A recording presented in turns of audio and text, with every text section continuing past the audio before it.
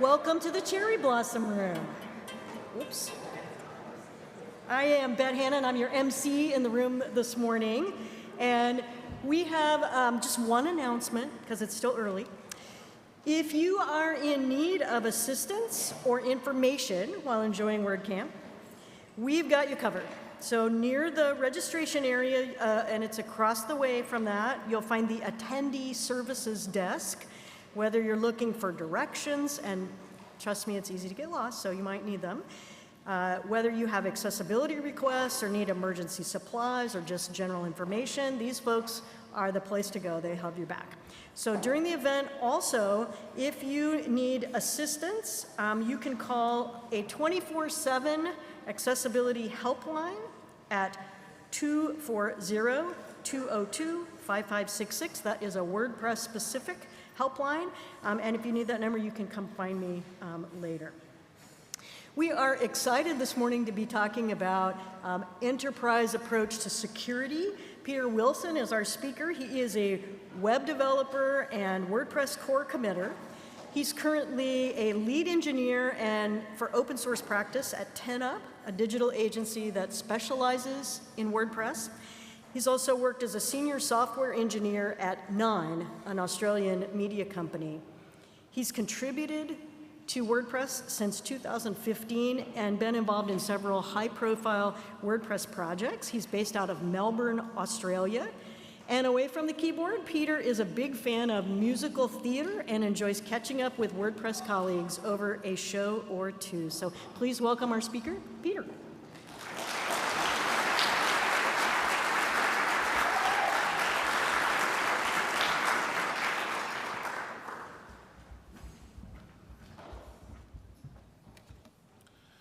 Good morning.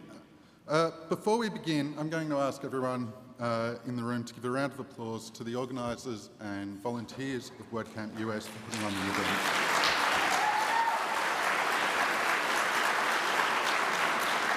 As Bet said, I work on 10up's open source practice, and they sponsor me to work on WordPress core for about half my time, where I am a core committer and a member of the WordPress security team. One of the things I try and keep on mind when working on WordPress is that it's used for all sorts of websites. Everything from a completely fictional, and you'll see why it's fictional, Family Grocers a few minutes from my home, to the somewhat less fictional White House a few minutes from where we meet today. For full disclosure, the White House is one of the sites my employer is known for working on. But all that work happened around 12 months before I joined the company, so I have no idea about any of the specifics. I'll be learning about it with the rest of you when the process is discussed later on this afternoon.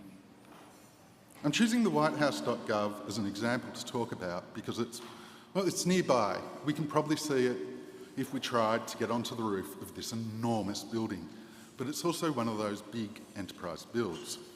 For the last 8 years or so, it's these big enterprise builds that I've been working on. But in a very real sense, when I am working on WordPress core, I'm working on sites like this. The local small or solo business that hires a freelancer, designer, developer to build a website for them. In my experience, it's the green family grocers of this world whose sites tend to get hacked. Often the problem comes from a theme or plugin failing to use best practices. To demonstrate this, I've created another fictional site for the talk, the Scarlet Family Grocers. I don't know why, but the green and the scarlet families are sworn enemies. They probably appeared in a game of Clue together. Now, in my imagination, the Scarlet family have ripped off the green family's design, but, you know, for the purposes of a talk, I've got to be a little less subtle. For the big enterprise sites, the Hollywood image of a hacker is somewhat accurate. If you take away the hoodie, the ski masks, the gloves, the matrix background, it's people sitting at a computer targeting a particular website just for the kudos.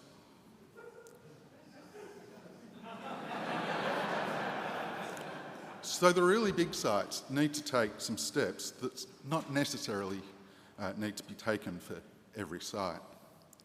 For example, the White House requires users be on a particular network to access the admin and limit REST API access to these users. They've also gone through for a little bit of security through obscurity by removing the generator meta tag and other markup with the version number in it. But if you know where to look, it doesn't take too long to learn that they're still testing WordPress 6.3 and are running the latest 6.2 release. Or at least they were when I checked last weekend. For smaller sites, the steps the White House are taking can help, but they're not as necessary. Rather than individuals seeking kudos, a much more likely scenario is another hacked site attempting to share the love around. Why target one heavily protected site when you can hack thousands of smaller sites in a fraction of the time?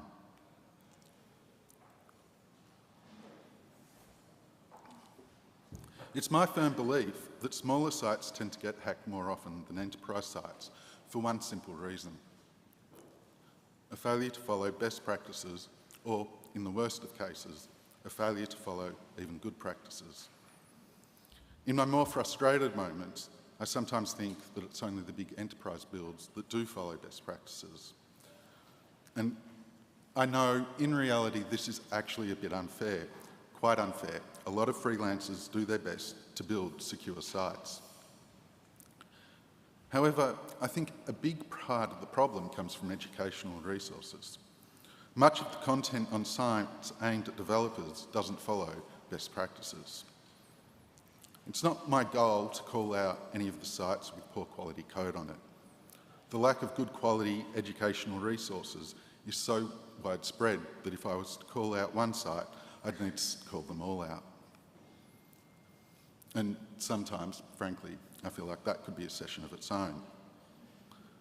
That is to say that when I've pulled an example from a website, I've refactored the code so that I can make my point while making it more difficult for you guys to go and Google the source.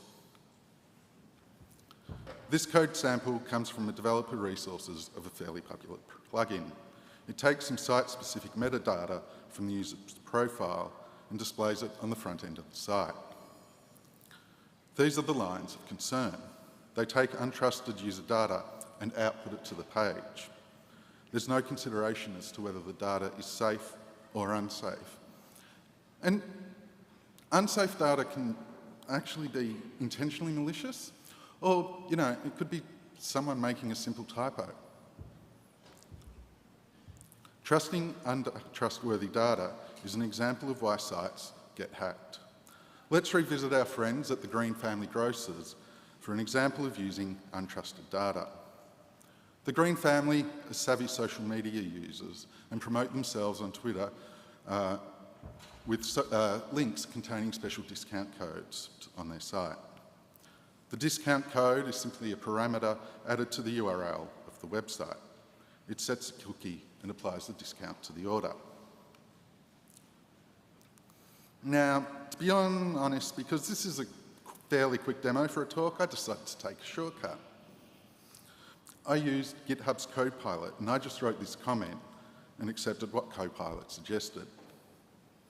As Copilot reached the end of each suggestion, I added in a comment explaining the next step. And Copilot was great. It did exactly what I asked. And the key word there is exactly.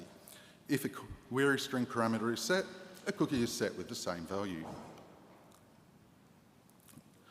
Now, maybe a few people in the room can see where I'm going with this, but please remember what I said a few slides back.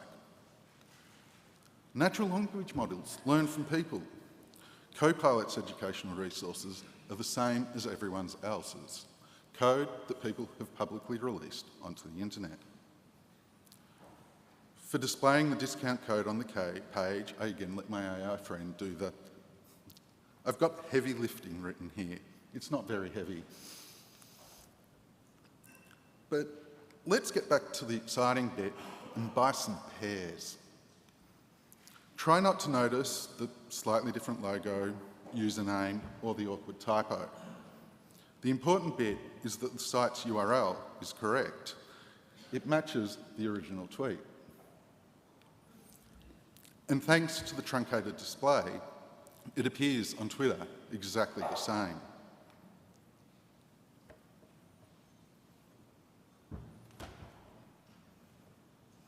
Didn't read that.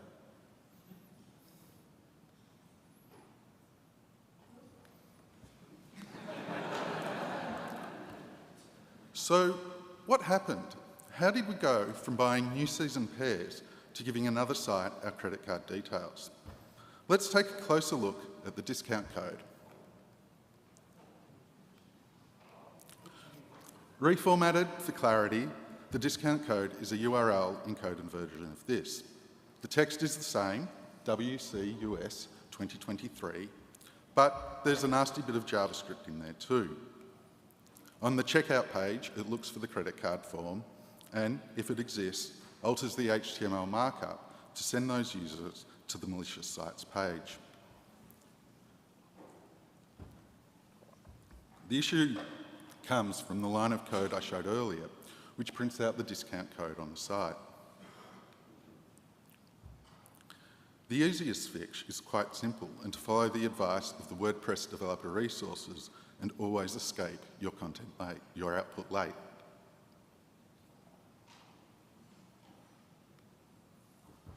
So the fix for our code is to stop the visitors' credit card numbers from being hacked. It's to escape the output. It's an 8-character function, 10 with the brackets. I mean, it works. Our visitors' credit card numbers aren't going to get stolen, but it's not the kind of thing that's going to inspire confidence. And it also doesn't change the fact that every visitor that follows the link has this stored as a cookie in their browser. It's just sitting there as a time bomb that will cause problems if a developer makes a mistake.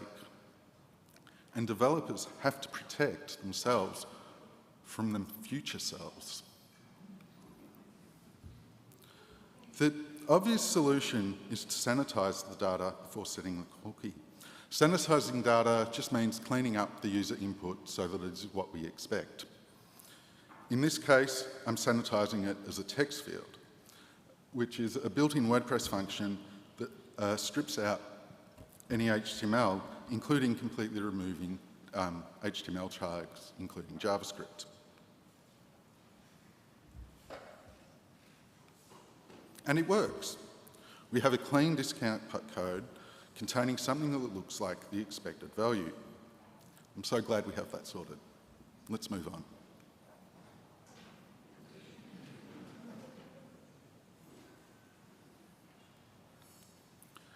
I'm going to discuss the data that is considered untrustworthy.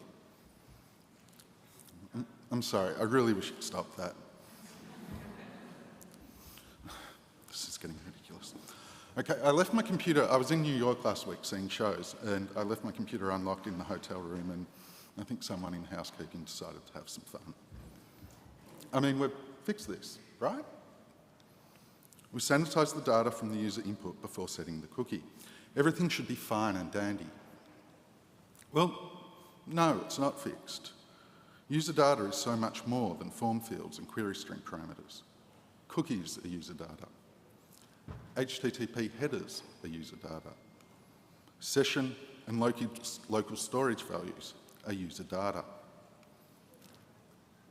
Everything, pretty much everything that comes from the browser is untrustworthy. Anything stored as a cookie or in local storage is set from the browser in most cases. The HTTP headers are controlled by the browser.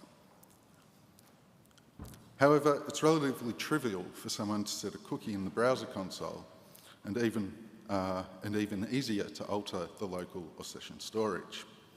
In the example I'm using today, it would be pretty weird to set a cookie in your own browser so that another company can steal your credit card. But what if you worked in a hotel housekeeper hoping to find people who had left their credit cards around or, in my case, their computer unlocked? I mean, you'd have a go, wouldn't you? It's important to note that escaping the output has fixed the problem, but it's important to prevent anything unexpected coming from a cookie so we don't end up with output something like this. It's really trivial to change a cookie's value via the browser console using JavaScript. WordPress even provides a helpful utility file to make it even easier. For things like cookies, which we, the web developer, want to control, I think it's worth going an extra step when checking the data. On the highlighted lines, I'm storing both the sanitized version and the unsanitized version. If those two strings don't match, then it's not a cookie value that was set by the server, and it should be discarded. I've been a little light about the specific escaping and sanitization functions to use, and that's because it's really complex. So you really need to get to know what each function does, and there are a lot of them. So you need to do some research. Please do these Google searches. As with the cookie example I used, sometimes you need to compare the user-submitted value with the sanitized value. Sometimes you need to take the raw input and compare it with a list of unexpected values. In the discount code example, that would be a list of discount codes. And that's where the nuance comes into it. If you're running code sniffing software, you'll get a warning that this is problematic, but we're comparing it a few lines later as valid input. And that's because the code sniffs don't run code, they look for the best practices. And that's not a limitation of the code sanitization sniffs and in the software. It's an indication that dealing with user input is really complex and needs to be considered on a case-by-case basis. As developers of websites, we don't get to offload what we are responsible to a piece of software. Just as we can't trust AI to write secure code, we can't trust binary software decisions to understand the nuances involved.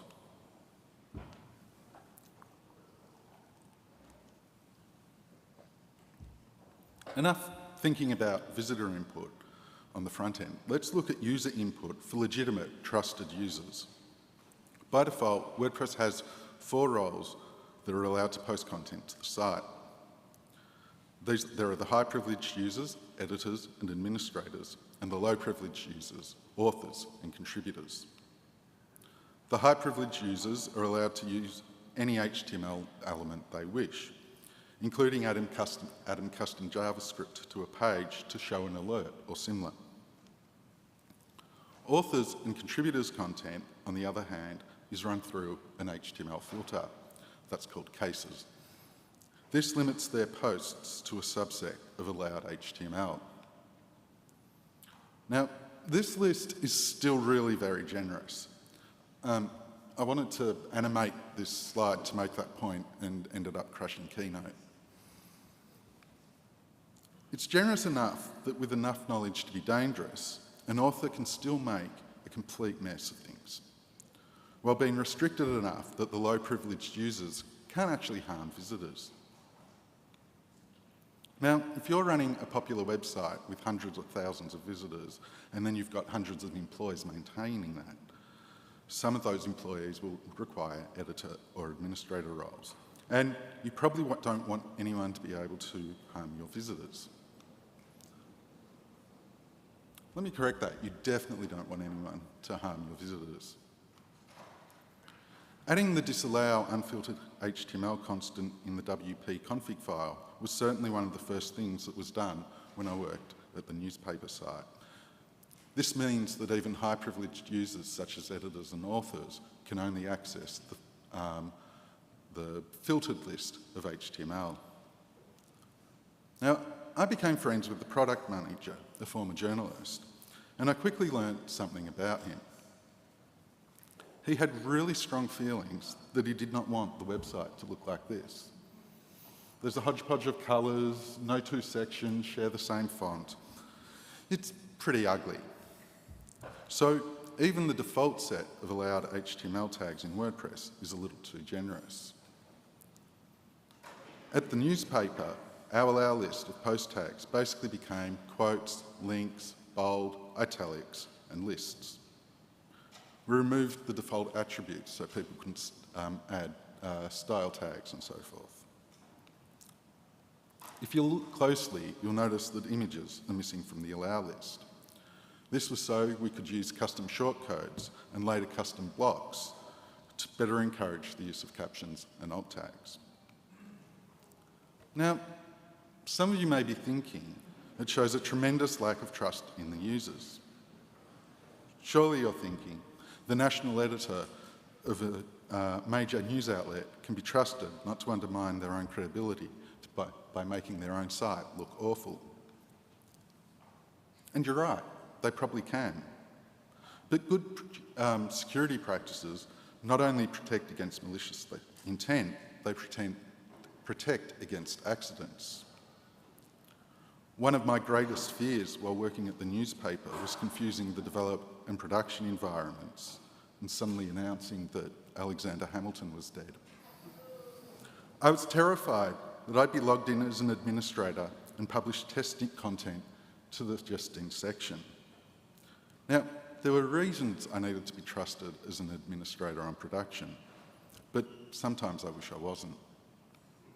And as an aside, for your own personal financial security, when you're writing test content, always presume you are accidentally locked into production.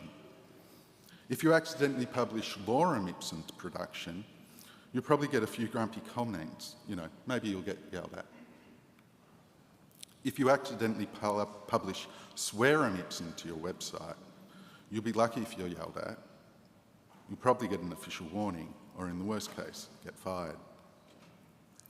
In retrospect, I should have asked for a role at the newspaper that would allow for us developers to administrate the websites, but prevented us from publishing new content to production. Ideally, the developer team would have been able to edit existing comment, so we could help out journalists when they're having trouble with the feature, but not publish new content to the site. As I said earlier, WordPress comes with a few roles out of the box. 5 on a single site install, 6 on multi-site. And one of those is the subscriber, which comes with only the permission to edit their own profile. If you install certain plugins, you might end up with extra roles. For example, an e-commerce plugin might give you a customer or a shop manager role, or a really complex plugin to configure might give you a configurator role. But really, WordPress doesn't have a role system at all. It has a capabilities system.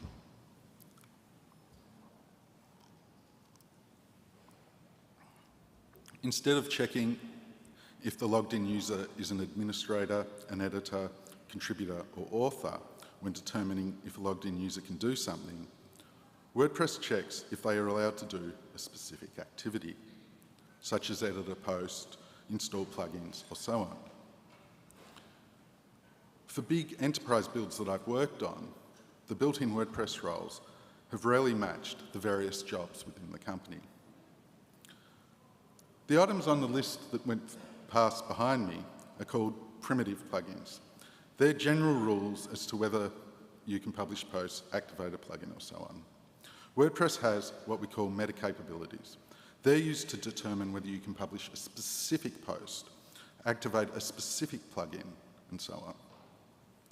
Using the White House as an example, you may wish for the Vice President's team to give them permission to edit her biography and publish statements on her behalf. But you may wish to prevent the Vice President's team from editing the President's content and publishing statements and press briefings on his behalf. I don't know if this is the case, by the way. I, like most people, learnt about the inner workings of the White House by watching Veep and The West Wing. An approach you might take to this is to add a role for the President's editorial team with some custom capabilities for editing content that's deemed presidential. And I'm taking existing post-editing capabilities and adding the word presidential.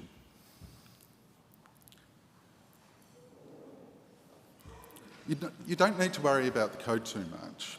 The key bit is that I've inserted, as I said, I've inserted the word presidential. And then, if the post the user is editing is deemed presidential, we require the user to have these same primitive capabilities we added early in order to modify the content. And the advantage of this approach is it gives me what I asked for earlier, or desired earlier when I worked at the newspaper. When logged in as an admin, I can manage the site without editing the content.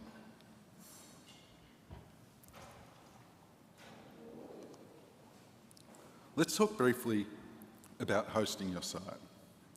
Back home in Australia, we have a WordPress-focused social Slack called WP Australia. And a common question that comes up is, where is the best place to host your site if you want to do X, Y, or Z? In the WP Australia Slack, the common end of the question is serve content to a mainly Australian audience and avoid the enormous latency between the US and Australia. If you want to keep your site secure, there's no one best answer to this. There's a good answer, however, for the following question. Should you try and save money and configure a VPS yourself and host your site there? Unless you're an experienced system admin, the answer is no. Now, you may be able to save some costs if you team up a VPS with a service that will configure and manage security updates of the actual server packages like, the web server and PHP, but please don't self-configure. In my view, the ideal situation is to not have your WordPress server's IP address available on the internet. Let's take a look at the 10up website for an example. If you look at the IP address of our server, you'll discover that we apparently have 3 of them, 3 application servers. And if you visit the website, you get this. Well, not this. I got that error message at the time because I changed my browser's user agent string to pretend to be Internet Explorer 6, and with a little bit more junk at the end. It's the little bit of junk at the end that got me blocked. It's a very ham-fisted attempt at an SQL injection attack. And browsing the internet with that set as your user agent, with that set up as your browser user agent, results in a much smaller internet than we're typically used to. And commonly, the sites that you can access look a little bit like they're straight out of the 90s. So why are 10up, NPR, and Discord all blocking me from accessing their sites? When you do a DNS lookup on these sites, you're not seeing the IP address of their application servers, the servers that actually render the website. You're seeing the IP address of their web application firewalls.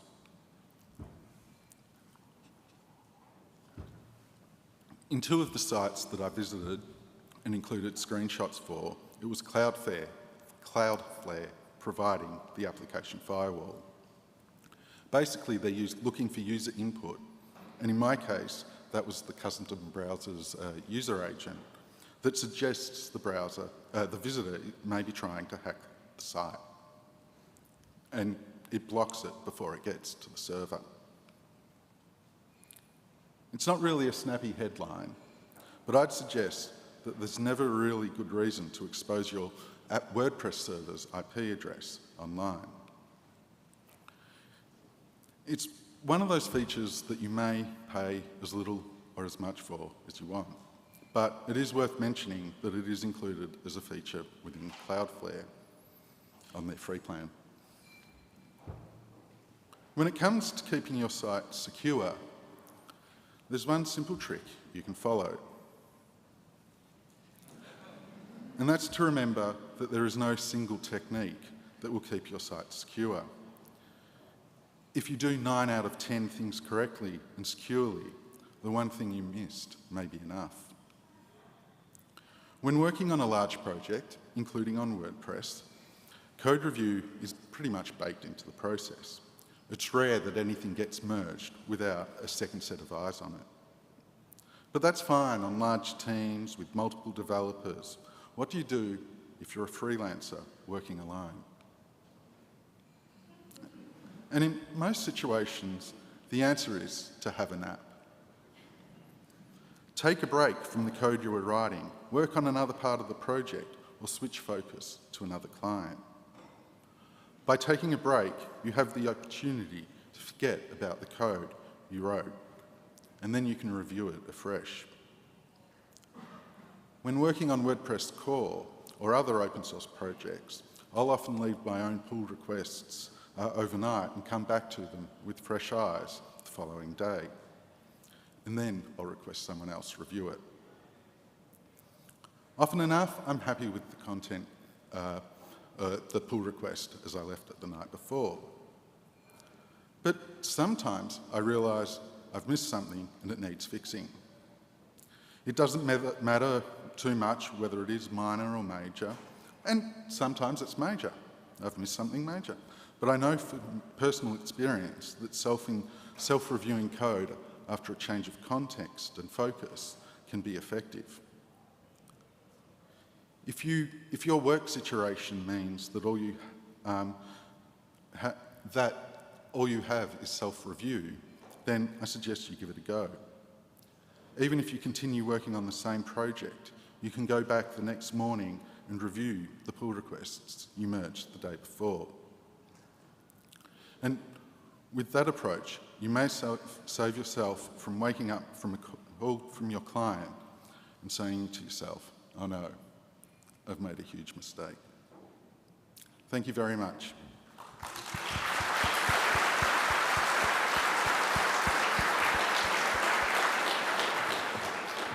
Thank you so much, Peter. So many things to think about and do that. We have some time for questions. There are 2 microphones in the aisles here and here. If you want to take a line up, if you would like to ask Peter a question, and you can. Yeah. Can you? Okay. Can you, let me. I would imagine I'm not the only person here that makes smaller websites and needs some best practices for security. I'm thinking things like CDN and what else? I think going through and using a CDN with the web application firewall to block what looks like a malicious attack is one of the best things you can do, because it means if you miss something, you know, the CDN with the application firewall might catch it. But becoming really familiar with the escaping and sanitization functions that WordPress provides, and if you just Google WordPress common APIs and then just follow that with either sanitization or escaping, I think something you really need to just read and reread. I often find myself on those pages rereading them, making sure that I'm using the correct sanitization. Some of them, you know, will strip out the HTML tags. Some of them will, you know, make sure that it only has the characters of a CSS color in there. So, yeah, I think, you know, it's not necessarily easy, but that's something you can do. I was talking about the sort of idea of the code review. Something, you know, if you're a freelancer and building very small sites, often, you know, the WordPress meetup or something like that, you know, and a lot of other freelancers, you know, maybe you can ask someone else to look over a tricky bit of code if you are unsure of it. But yeah, really the idea of sleeping on it can help.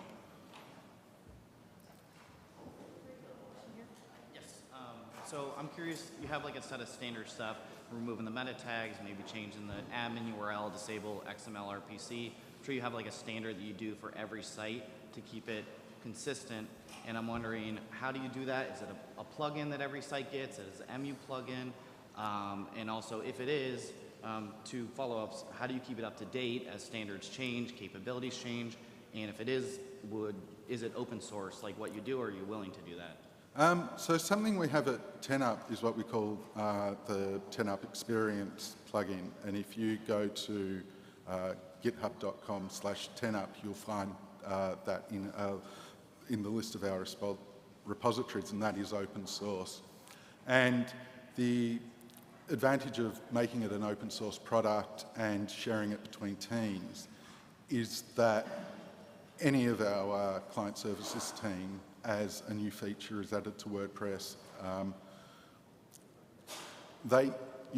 someone can work on that and submit it back as a pull request. But it's something that allows, by making it open source, it allows freelancers to follow what 10up considers the best practices and something that's a default for all the sites.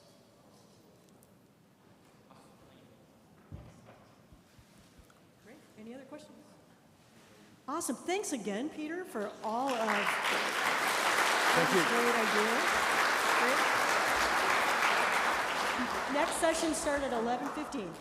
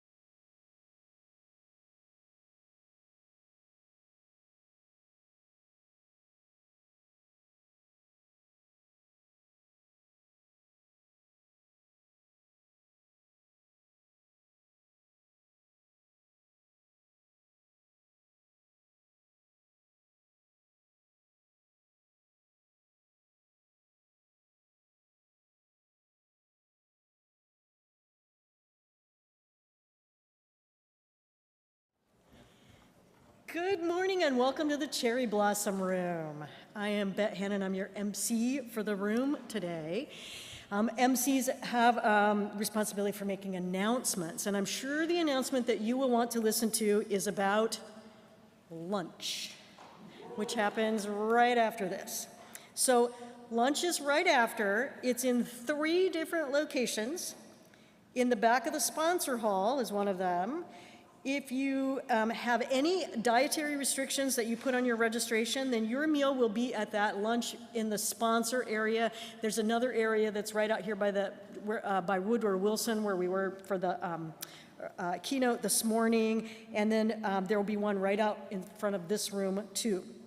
So if you're going to head down to the sponsors area, it can be a little tricky to find, but you're going to, from this room, go through the hallway that way, and look for escalators, 2 escalators that go down with a landing in the middle. Not the first set, but there's 2 sets that go down, and then you'll hang around a corner and go down a hallway.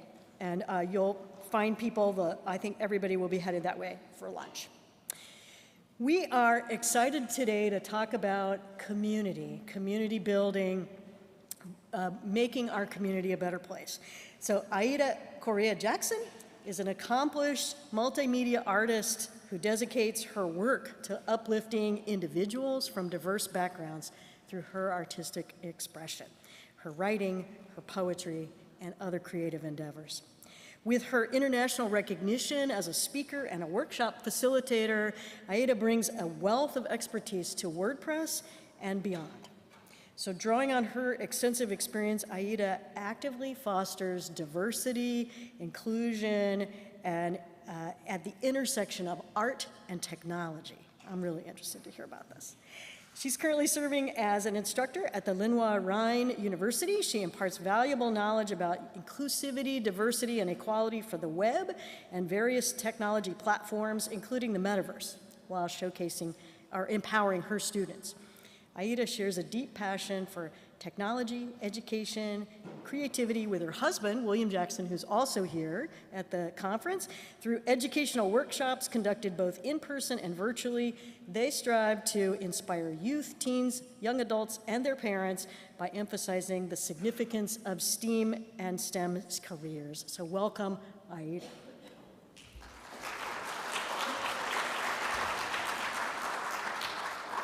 So I have to do the Sevilla thing. So thank you so much for coming. I appreciate it. This is my first talk at WordCamp US. So bear with me if I have a little nerves. Thank you.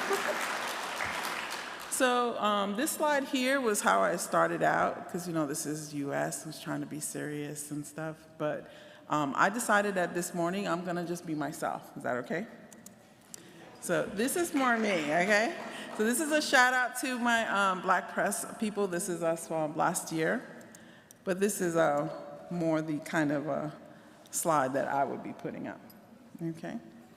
So I am so grateful and thankful that you guys came this morning. How many here, this is your first WordCamp ever? Wow. Awesome, welcome. I love this community. I cannot wait to talk to all of you.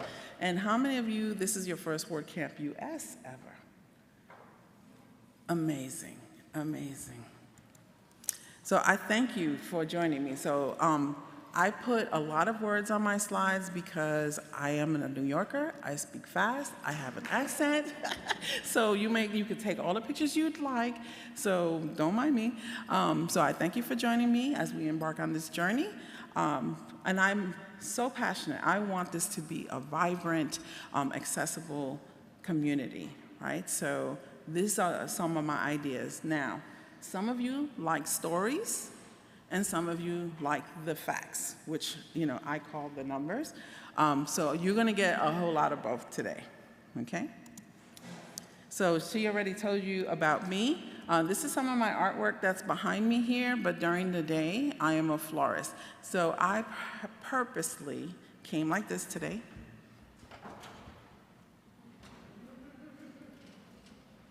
And the reason I did is because no one expects a florist artist that looks like me with flowers in my hair with all my Latinidad to be into technology. So, and I am. And this is part of why I really, really wanted to do this talk today. I want to dedicate this talk to my mom. She was into technology. This is a true story. My mom, when we were teenagers, came into the house with a brand new computer, and she said, "Look what I got."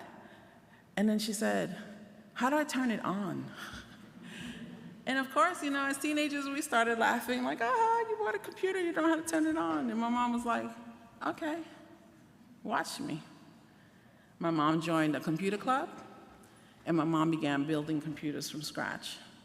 And before my mom passed away, she had her own computer company where she was building computers.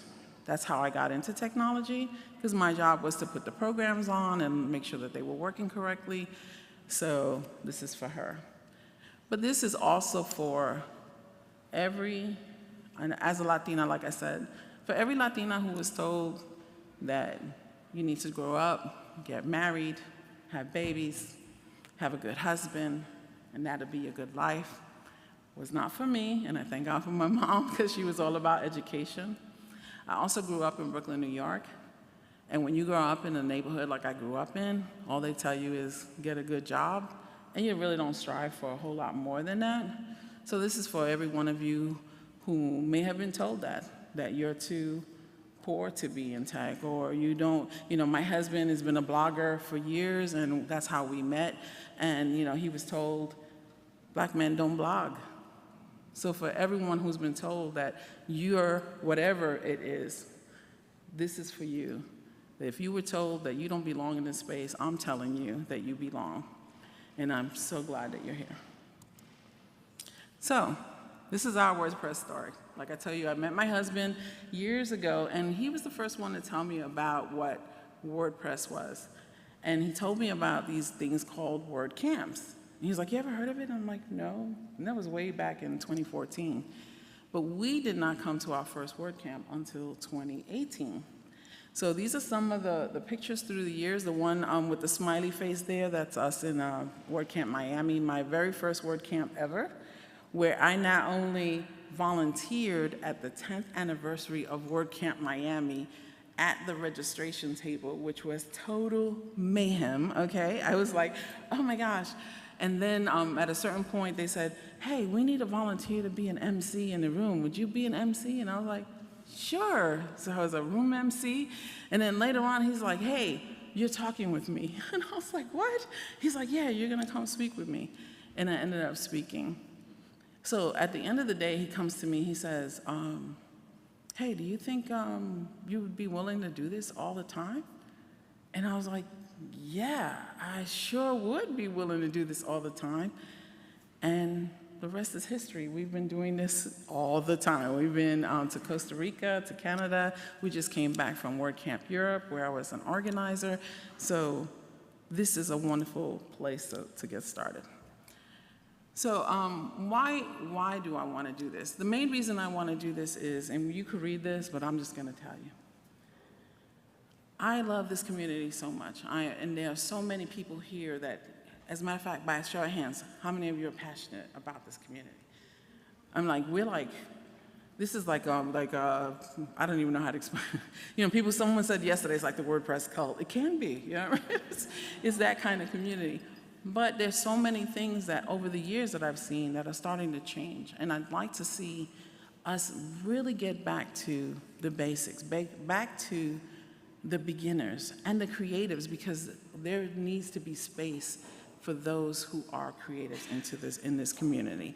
And if we really want to democratize the web, we need to make sure that every voice is considered valuable and that everyone feels like they belong. So let's redefine beginners and creatives. So these pictures here, if you see the little kids, that's my daughter. So of course, that's one of my daughters. I drag her in on these pictures. There's also my granddaughter all the way on to you guys, all the way on the right. She's the one with the little bandana. My husband and I also have done what's called kids camps here. So those are from 7 to maybe 14, where they come and they learn about WordPress.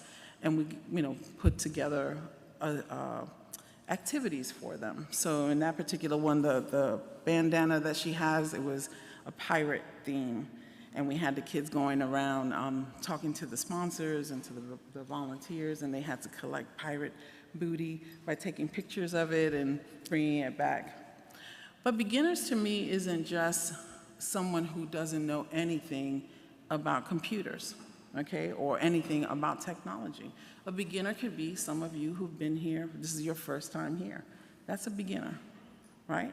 A beginner could be a business owner who's been working on WordPress forever, but now all of a sudden they're like, I feel stuck, or they want to be a part of something bigger.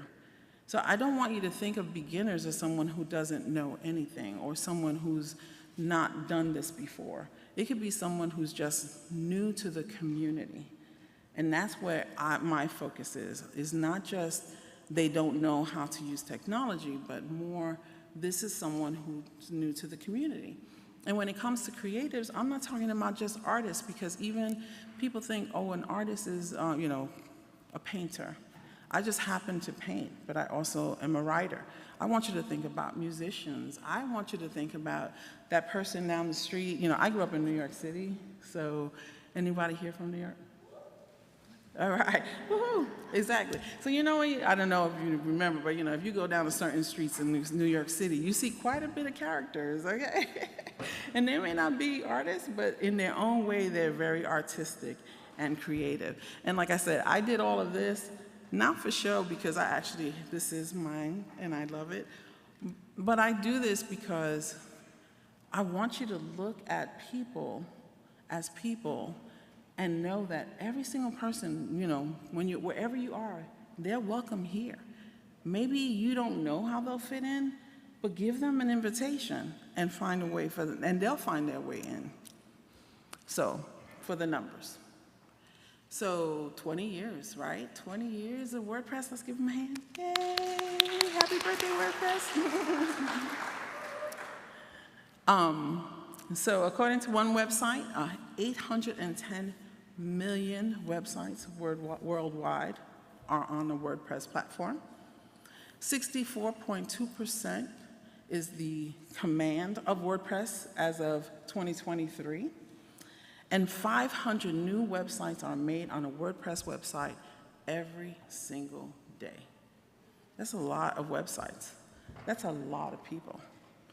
And while this is huge, imagine how many people don't even know what WordPress is. A lot of people don't even know that their website is being powered by WordPress. So even when we're out and we're talking, I'll say, oh yeah, we're part of the WordPress community. And they'll go, what's WordPress? So how many of you have found that? Have you come across that where you were talking about WordPress? No one knows, right? So I'm going to do something a little different. I wanted to do the SWOT technique, but not in your traditional. So we're going to use the S as strength, right? So what have we gotten right? And then the W, instead of being weaknesses, we're going to use them as warning signs. So what are the things we need to look out for? And then O is for opportunities, overcoming challenges. And then T is for triggers and targets. So recognizing the resistance and how can we overcome it. So one of the things I am going to ask you today is two things. So I normally walk around, so it makes it easier. So it's kind of, I'm like, I'm stuck here. So I have this thing that we do in the classroom, in my classroom. It's called silent applause. So if something I say resonates with you, this is a silent applause, right?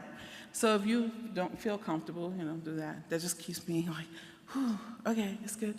And then also, I'm going to ask you to take notes and be prepared, please, to share, because this is what makes this community so great, is sharing. So what have we gotten right? So first of all, this community is awesome. I told you about WordCamp Miami. The one thing about it was, while it was mayhem and it was crazy, everywhere I went, people were really friendly. And I was kind of blown away because I was like, wow, everywhere you go here, everyone's like, hey, how are you? And they'll just sit down with you and then start talking to you. And when you consider how many people are in the room, that's pretty amazing. The WordPress and WordCamp communities are worldwide. So like I said, we just came back from Athens. I have friends here from Costa Rica. I have friends that are in Calgary. And when I say friends, I literally mean they're my friends. You know, we look forward to seeing each other. I met Miss Carrie over here in WordCamp US. You know, we look forward. We're like, we see each other. We're like, oh my gosh, look. Oh no, what, you know? And it's not just me. This is everywhere. This is everyone. So imagine the community. I tell people, this is my tribe, right? I can't remember your name anywhere else. But if I met you in a WordCamp, I remember you. I remember your name. If you're lucky, I remember where I met you. Most of the time I remember where I met you because I placed the camp and I placed your face. And I sometimes even remember what you do for a living. It's kind of mind-boggling. For someone like me, that's kind of like, wow. Anywhere else, you'd be like, Aida, and I'm like, oh my gosh, I don't remember. But here, this is my tribe. And I know that it's not just me. There are many of us who feel that way about here. WordCamp has a code of conduct that is enforced, which ensures a safe and respectful environment. And that's really important. So this is something that's great about WordCamps because everyone here can come and feel safe. And if you don't feel safe, there is something that you can do. There's enforcement here. There are people in place that if you feel like your rights or you feel uncomfortable, you can go to them and it'll be addressed. So that's a great thing that WordCamp has. I mean, what WordPress has in general. WordCamps are amongst the most affordable in technology conferences, and they include delicious meals and a t-shirt. Now, I don't know about y'all, but have you, exactly, I don't know about y'all, but have you looked in the prices of other technology conferences? So when my husband and I started doing this, we were like, you know what, let's branch out, let's go check out some others. And then we started seeing the pricing, we're like, oh, you know what, we'll save our money for WordCamp, okay? That's why we travel. We'll just say, you know what, we'll just go to a WordCamp because unbelievable, the pricing on those technology. And listen, these are professionals. These are people, oh my gosh, the amount of knowledge and people, and they're doing it for free. And they're coming here because they love the community, they're passionate about it. My first experience seeing 5 developers in a room sharing information with one another, not competing, but collaborating. I told my husband, I said, what kind of place is this? Because most of the places I come from, you know, people's like, oh, no, we don't talk about our, you know, proprietary things. Here, everybody's like, oh, yeah, you know, you have a problem with that? Let me help you with that. I'm like, that's incredible. Our sponsors rock, okay? Now, I know some people are like, sponsors, Aida, really? The swag is cool, I ain't gonna lie. It's really nice to go through the sponsor table, you know, sponsor tables and get the swag, but the sponsors themselves are really cool. I have so many that I have spoken to. My very first person that spoke to me in a WordCamp was actually a sponsor. And it wasn't like to come and sell me anything. He kind of saw me looking lost. This is here in Miami. I'm just kind of walking around, and he just walked out, and he was like, hey, and started talking to me. He didn't tell me about his table. I asked.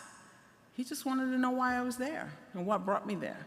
And I found out recently that he's also was a member of the community before he ever became a sponsor.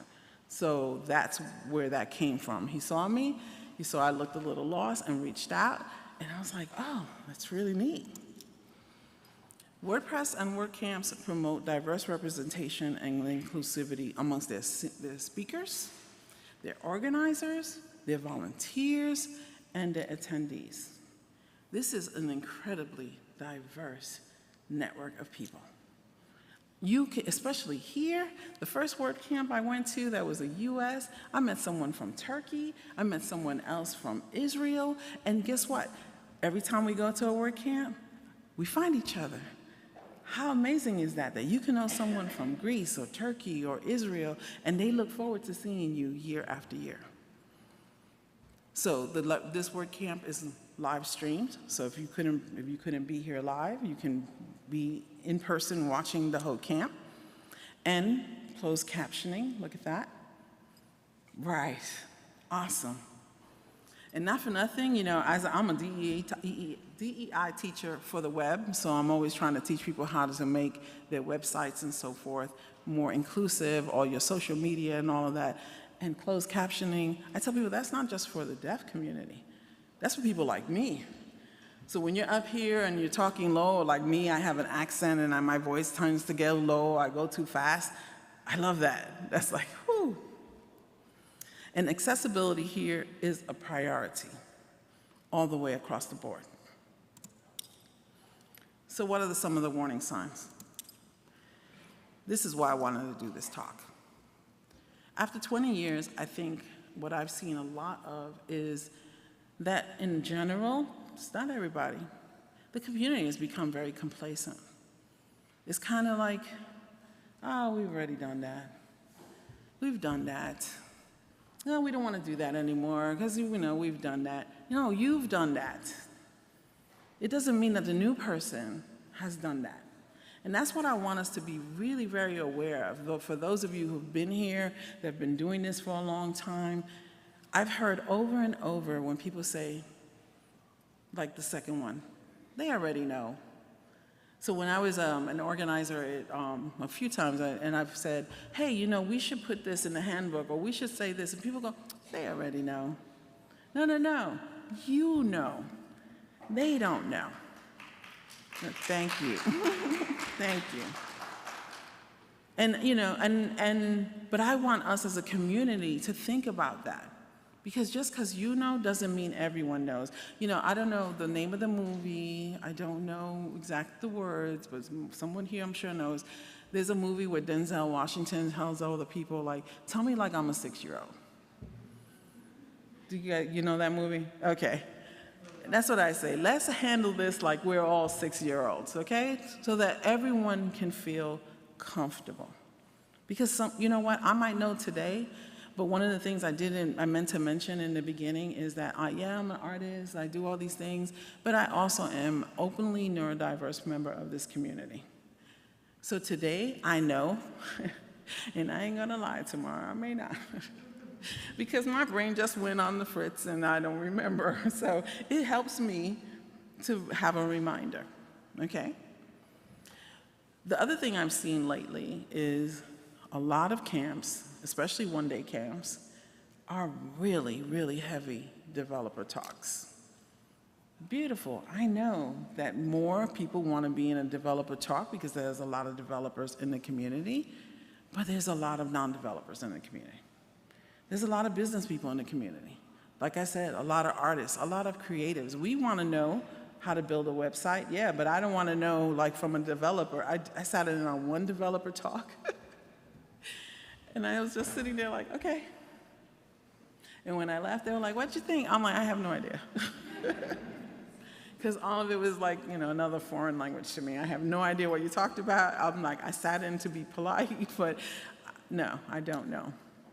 But the new things that are happening, one of those things that we've gotten right, I know some people don't like Gutenberg and a block editor, but for those of us like me who don't develop, it has made it infinitely easier for me to not only build a website, but to also teach how to build a website. So that's great. How about in your organizing team? Now, I know for a lot of people, maybe you don't live in a very diverse neighborhood. You don't live, maybe everyone kind of looks the same in terms of, I know in Costa Rica, for example, mostly Latinos. Maybe I know someone told me they're from the Netherlands, and, it's very hard to have quote-unquote diversity. But do you know diversity is way more than ethnicity? How about making sure that your organizing team is diverse in terms of who comes from the community? Not just in gender. We're talking socioeconomic status. I tell people socioeconomic status is a part of diversity. And I'm going to tell you, as a teacher and as an educator who works primarily with people in underserved communities, y'all have forgotten about us, okay? Because most of the time when you're thinking about doing things, most of my kids don't have a laptop. They don't even have internet. That means their parents don't have a laptop, and their parents don't have internet. How can you include them? How can we have them have a seat at your table as an organizer and invite them into the community and tell them, hey, you may not have this, but we in our community in Jacksonville, we've asked people to lend laptops. You have a laptop you can lend, because some of us have 2 or 3. Do you have one that you don't feel uncomfortable? Bring into the camp so that we can have more people here so that they can enjoy this experience too. Your library lends laptops. That's another way. Maybe have a meetup in a library, or have your meeting there and show them how to do it, because sometimes people don't know what they don't know, and they don't know what they need because they don't know, right? Not considering talk submissions because they're not WordPressy enough. And I've heard this many times. Oh, well, it doesn't include WordPress. Well, maybe it doesn't need to, because the rest of the talks include WordPress. Maybe this is a talk that's needed for this community, right? Maybe people need this today.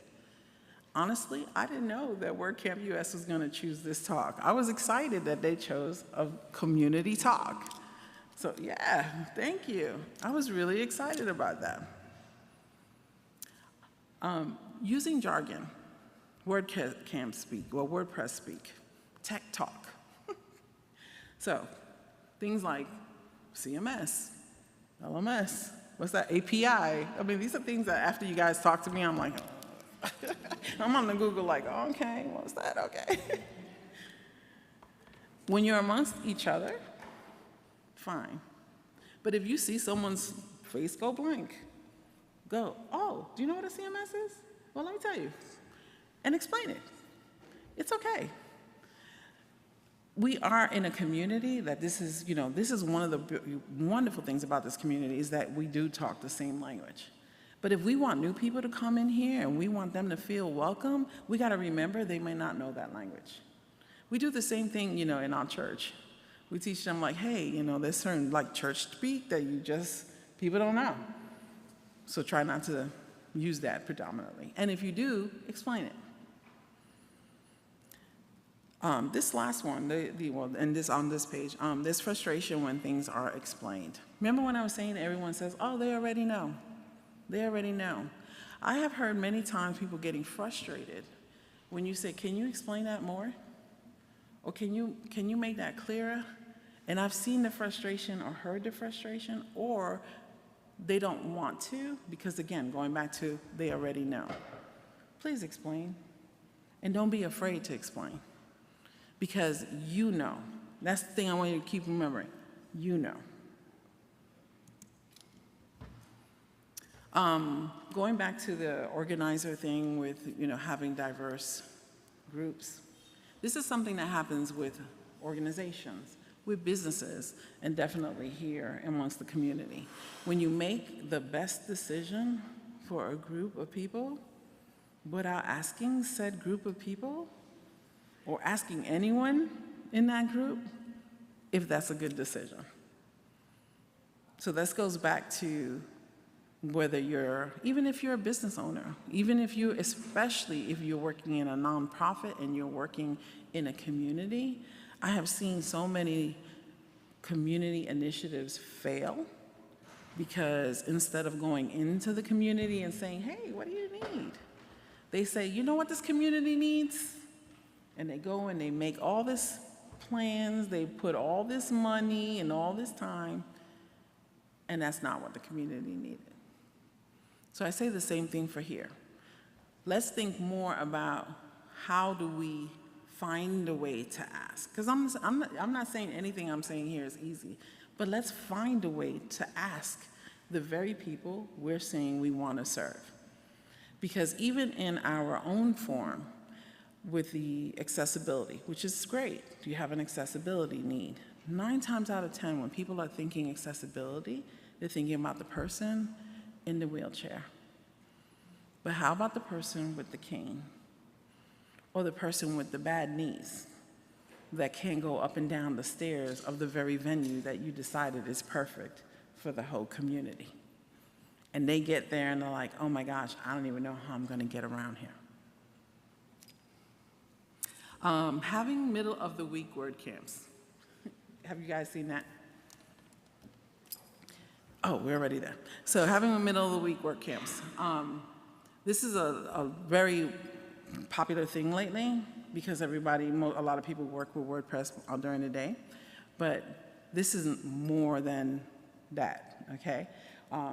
We have teachers and people that are working during the day who are part of the community that unfortunately cannot be there during the week, okay?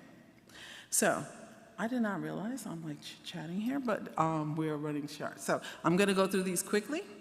Having meetups only one time of the day or evening, I want you to think about having them more often. We have one during the day and the evening in Jacksonville. Making sure that your meetups are on some kind of bus line for those who may have transportation issues. I want you to think about that too. Everyone in the team thinks and looks alike. If your team looks the same, it's time to start looking outside, okay? Insisting that you do things the way they've always been done, that's another thing. And then new thoughts and ideas feel threatening. I know that when new people come in and they're sharing their thing, you're like, whoa, we've never done it that way, but it'll be okay. Opportunities, repeat. So the announcements that my dear MC made today, remember, it's okay, make your announcements, but if you have to make them more often, like she said, she let you know where to go to the sponsor table. Don't assume that everyone knows. Repeat them if you need to. It reminds people, for some people who actually read, because I know people are like, oh, we sent it in the email, or we sent it on the website. Most people are not even doing that. It informs others who didn't do that, okay? Have opening and closing remarks. For those of us that are neurodiverse, sometimes you guys end the meetings, or you end the WordCamp, and I'm going, is it over? Are we done? It's just easier if you just have a quick closing remark so that I know, like, this is the end of this, okay? Having a quiet space, which we have here. We have a quiet space, a listening room. It's wonderful. These are some great things that we have here. Make space for hallway chats where people can just sit and talk, which is lovely out there. You can sit and chat. Choose a venue on a public transportation route, as I said, and occasionally choose public spaces for meetups. I'm gonna go through these a little quicker because I do really want you guys to share. So if you wanna take pictures of some of this, have a longer call for speakers. Now this I really wanna take one moment for.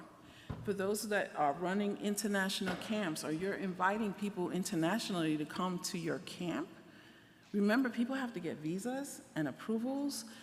Let them give a little bit more leeway, give a little bit more room. We've had people who couldn't come because there wasn't enough time from the speaker call to the approval to get the visa to come. Okay, thank you.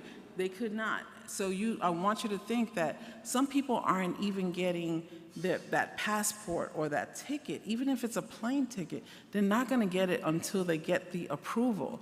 Until you say yes, they're not even gonna buy the plane ticket. So give them time to be able to do that, okay? Go beyond social media to get the word out.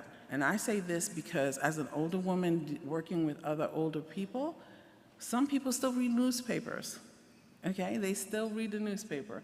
A lot of our older population are into technology, however, they're not into technology in social media, okay? They may find a different way. They're not looking at social media. So find other ways to get the word out.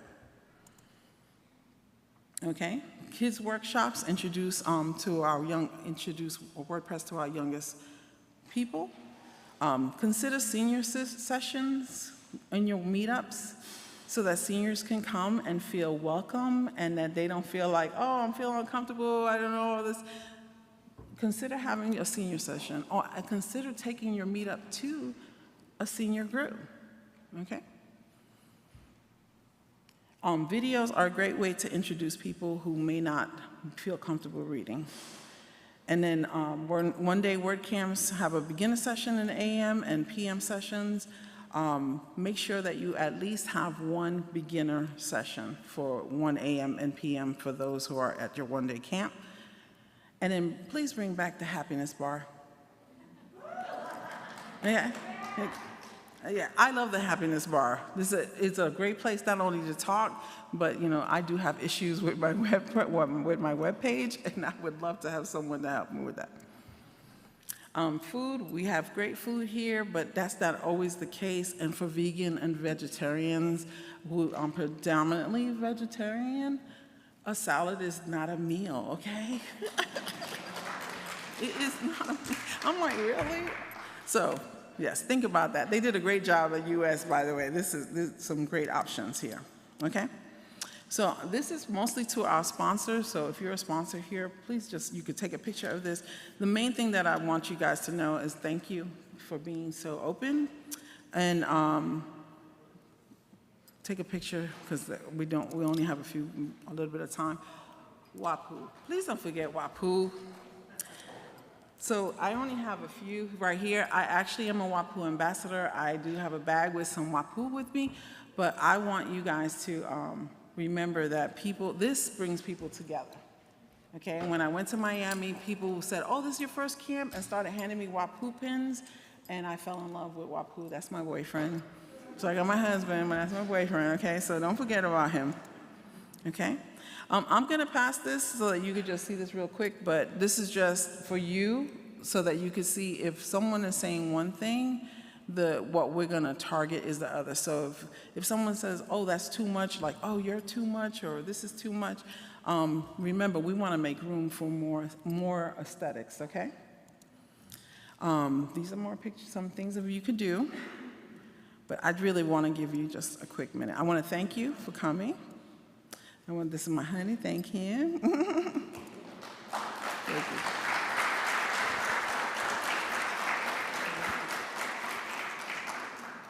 Thanks, Aida. So many practical tips. Yeah. And we have time for a little bit of Q&A, and we have 2 microphones, one in each aisle. If you have a specific question that you want to ask, please start making your way to one of those microphones while we're waiting to see if anybody does that. Okay. Do you have one specific tip, actionable item for today for Yes. us? So for today, starting today, I want you to look around, because you're gonna know the new people, because they're kind of looking like they're lost. I say, the number one way to meet new people is just say hi. Just walk up and say, hey. So today, I want you to find someone new and say hi. Even if they're not new, get to know who they are. And that starts to build community. Awesome, that's great. Be sure you speak into the mic for our live stream friends. Yeah. Hi, I'm Phil Hi. from Picture.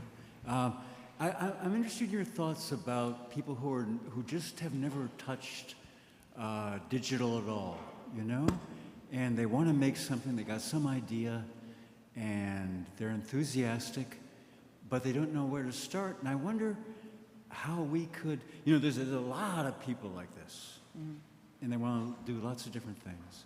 And I wonder how we could get organized to start doing this. So would you say that they haven't touched anything like digital? Is that what you said? Yeah. They know about digital. They know it exists. Yes. Yeah. They know there's this future, and they think they're in it. Right. But Yes. how do we get there?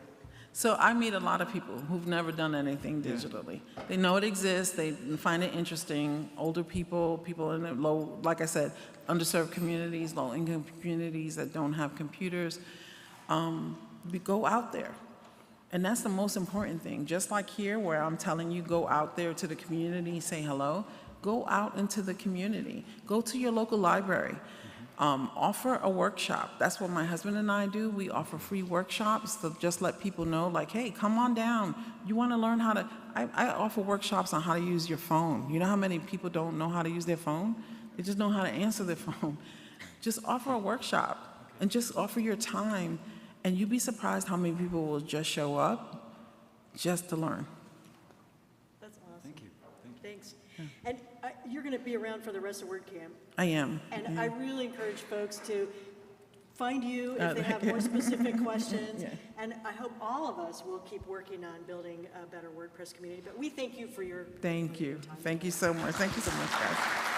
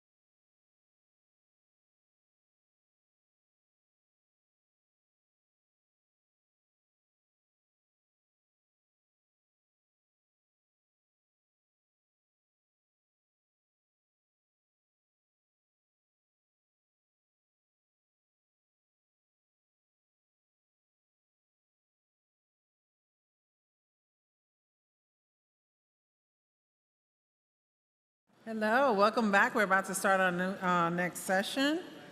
Did everybody enjoy lunch? That was pretty awesome, right? So if you're in the right session, if you came for a recipe for accessibility, limiting ingredients for faster design. So our speaker for today is Jen Harris. She is the owner at Anfira LLC and organizes the Baltimore WordPress Meetup. Prior to getting into WordPress development more than a decade ago, Jen was a developer for Boeing on the B-1 bomber. She was a lecturer at the Ohio State University in computer science and in the computer science department, Jen has been featured in podcasts and won the 2022 Member of the Year award in the #1 WordPress community. She is very active in WordPress groups, encouraging other developers and designers. She has been incorporating accessibility into websites for a couple of years now and is a strong advocate of processes that move accessibility to earlier points in a project and make accessibility easier to understand for novices. So welcome, Jen Harris.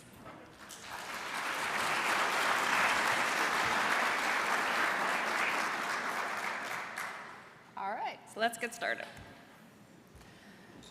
What this talk is about. This is about faster design processes for accessibility. In fact, some of the processes that I use make design go even faster than it did before I got into accessibility, because much of the decision making gets simplified and pushed forward, saving time and money. Recipe came out of the Focus WP Thursday meetup, and Andrew Palmer gave me the idea to incorporate my love of baking and my love of accessibility into one talk. So you're gonna see a lot of food. Fortunately, you just ate. So, recipes produce consistent results in the kitchen, and they can also produce consistent results in our work online, saving us lots of time and money. In fact, I've even done one-day builds to produce accessible websites that worked for people who are completely blind. The outline for the talk today: who is affected by poor design choices, some definitions to keep us going throughout the talk, some good ingredients for different skill levels, tools to help us save time, putting it together in an actual process, and a little bit of a wrap-up to help you get going with it in your processes. Quickly about me.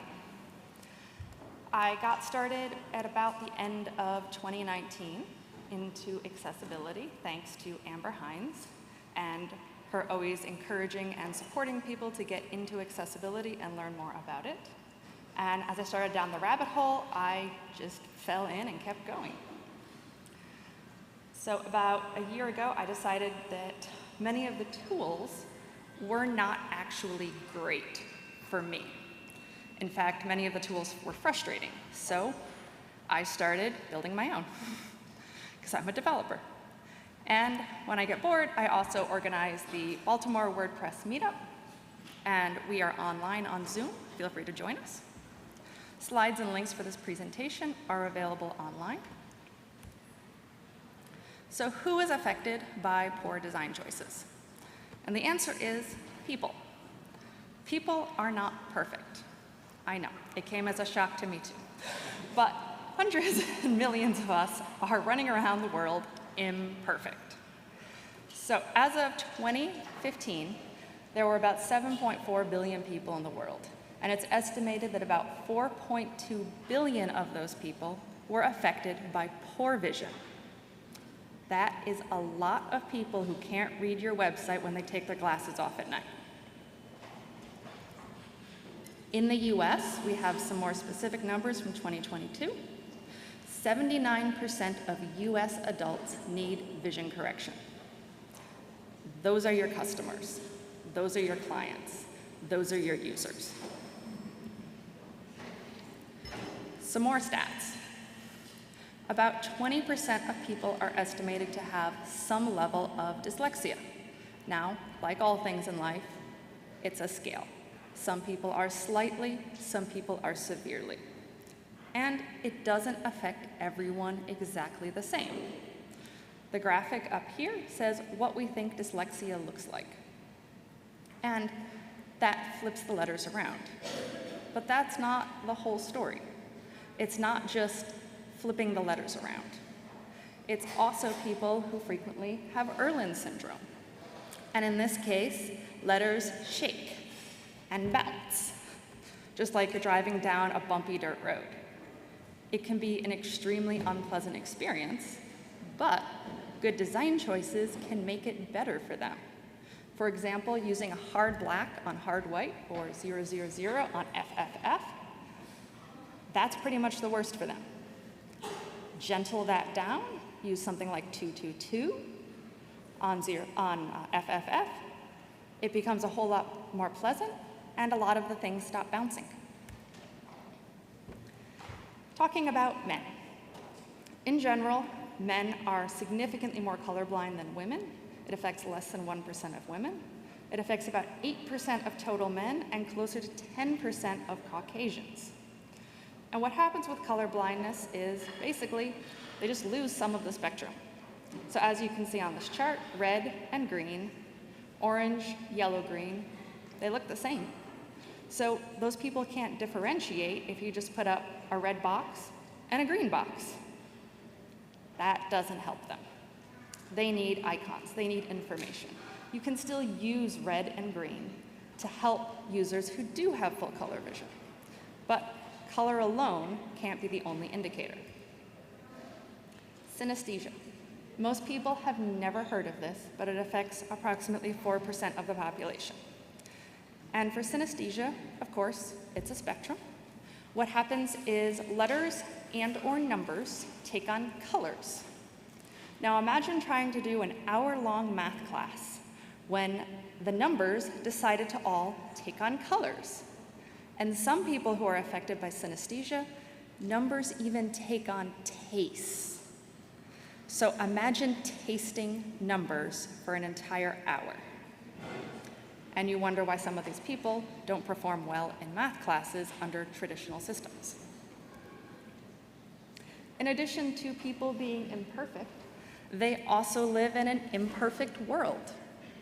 How many of us have gone outside with a smartphone? Basically everyone. It's fun. We like to be outside. We like to have our smartphone. But when you're outside on a bright, sunny, and snowy day, it is nearly impossible to see low contrast text on that phone, regardless of how good your vision is. We also have a habit of using our devices in poor lighting. And again, that can affect our ability to see colors and differentiate objects. We also frequently are in situations where we have help, we have distractions, we have other people we're trying to work with. And if we're trying to teach someone something or show someone something, and something is really frustrating, guess what? We're leaving that website. We're going somewhere else. It wasn't a pleasant experience, they're gone. And of course, we get affected by temporary issues. We get headaches. We get the flu. We just have bad days. We're short on time. We're stressed. And if things aren't easy to read, easy to find, I know I have left many a website because the text was just too annoying to read. Yes, that was how I felt. I felt annoyed by the text on the website, so I left. Simple as that. So what we want to do is consider that the majority of our audience is imperfect. The majority of our audience has difficulties. We are designing for the majority, and the majority needs accessible design. Now, a few definitions. The first one is WCAG, WCAG, Web Content Accessibility Guidelines, and they're maintained by W3C, or the World Wide Web Consortium. These are the same people who maintain CSS, HTML, and other standards. And just like the other standards, these are versioned, 2.0, 2.1, etc. Unlike some of the other standards, these have levels. Level A, level AA, level AAA. Level A has the fewest requirements and is the easiest. Level AA is considered the standard, and in many lawsuits has been what judges have ordered a website to do for compliance. And level AAA is generally considered above and beyond. There are many criteria in there that are very difficult to meet. Also, the abbreviation ALLY, A11Y, sometimes called ALLY, sometimes called Ally, tomato, tomato. Doesn't particularly matter how you pronounce it, but I do prefer the word ALLY because it means I can say I'm an accessibility ally. I am a friend of people who have challenges in their lives because I have challenges in my life. Quickly about legal aspects of accessibility. More and more countries are putting into legislation specific requirements on web accessibility. Some requirements will go into effect in the EU in June of 2025. The US is pushing more and more accessibility requirements through both the federal system as well as individual states. And as we know, people in the US visit websites from other states. It happens. When there have been lawsuits in the US, on almost every single circumstance, they have been ordered to meet WCAG 2.1 level AA. Quickly about an overlay widget, because I get asked about this a lot when it comes to legal compliance. It is middleware. It sits between your website and your user. And it basically plays a game of monkey in the middle. Sometimes it helps content get along. Sometimes it interrupts and can even break websites. It's an automated script, and like all automated scripts, sometimes things go well, sometimes things go poorly. And just as a general reminder, I am a web developer, not a lawyer. Let's talk about ingredients, because recipes always have ingredients. Some ingredients are really easy to use. So for example, a giant chocolate chip, really easy way to incorporate chocolate into your recipe. Just pick it up and plop. So simple. Other ingredients may look like they aren't that hard to use, but actually are. For example, baker's chocolate. You will see most recipes say, get out your double boiler. And then be very careful about melting your chocolate, because if you overdo it, you'll seize the chocolate and ruin the recipe. So it is a deceptive ingredient that can create a lot of challenges for new bakers, because they think, oh, that doesn't look too hard. The photo up here is a Yule log cake, which is a rather tricky one to make because it is very easy to accidentally crack a cake. And that means that the two pieces just break when you try and roll it up. Let's talk about web design. Colors. Colors are ingredients that go into our websites, just like chocolate goes into recipes. Some colors are great. You can see on the far left, we have a nice oatmeal color. It's a nice soft color. Lots of things look good with it. It's very easy to read against. This is a great color. Very easy to use. Very few restrictions on where you can use it. Also in the middle, we have a nice charcoal. It's not all the way to black, so it produces nice contrast with a lot of colors. And then we have neon pink. Neon pink is a very challenging color to work with. People just don't like to read content on neon colors. It's not pleasant. You don't go up to a big sign outside of a bar and stick it in your face. Well, I guess some people do, but most people do not. It's just not pleasant. So how do we take some of these colors that we want to incorporate in and get them to be friendlier, easier to work with, more beginner-friendly? One trick is to take colors in the RGB spectrum and switch them to the HSL spectrum. That is hue, saturation, and lightness. If we reduce our saturation to below 50%, and we take our lightness and we either move it lower or higher, keep it out of that middle range, Then we get some very lovely shades that work great for people to read against. And here in this example, I dropped my saturation down to about 49%, and I brought my lightness down to about 40%. And now the color is much easier to read against. Fonts.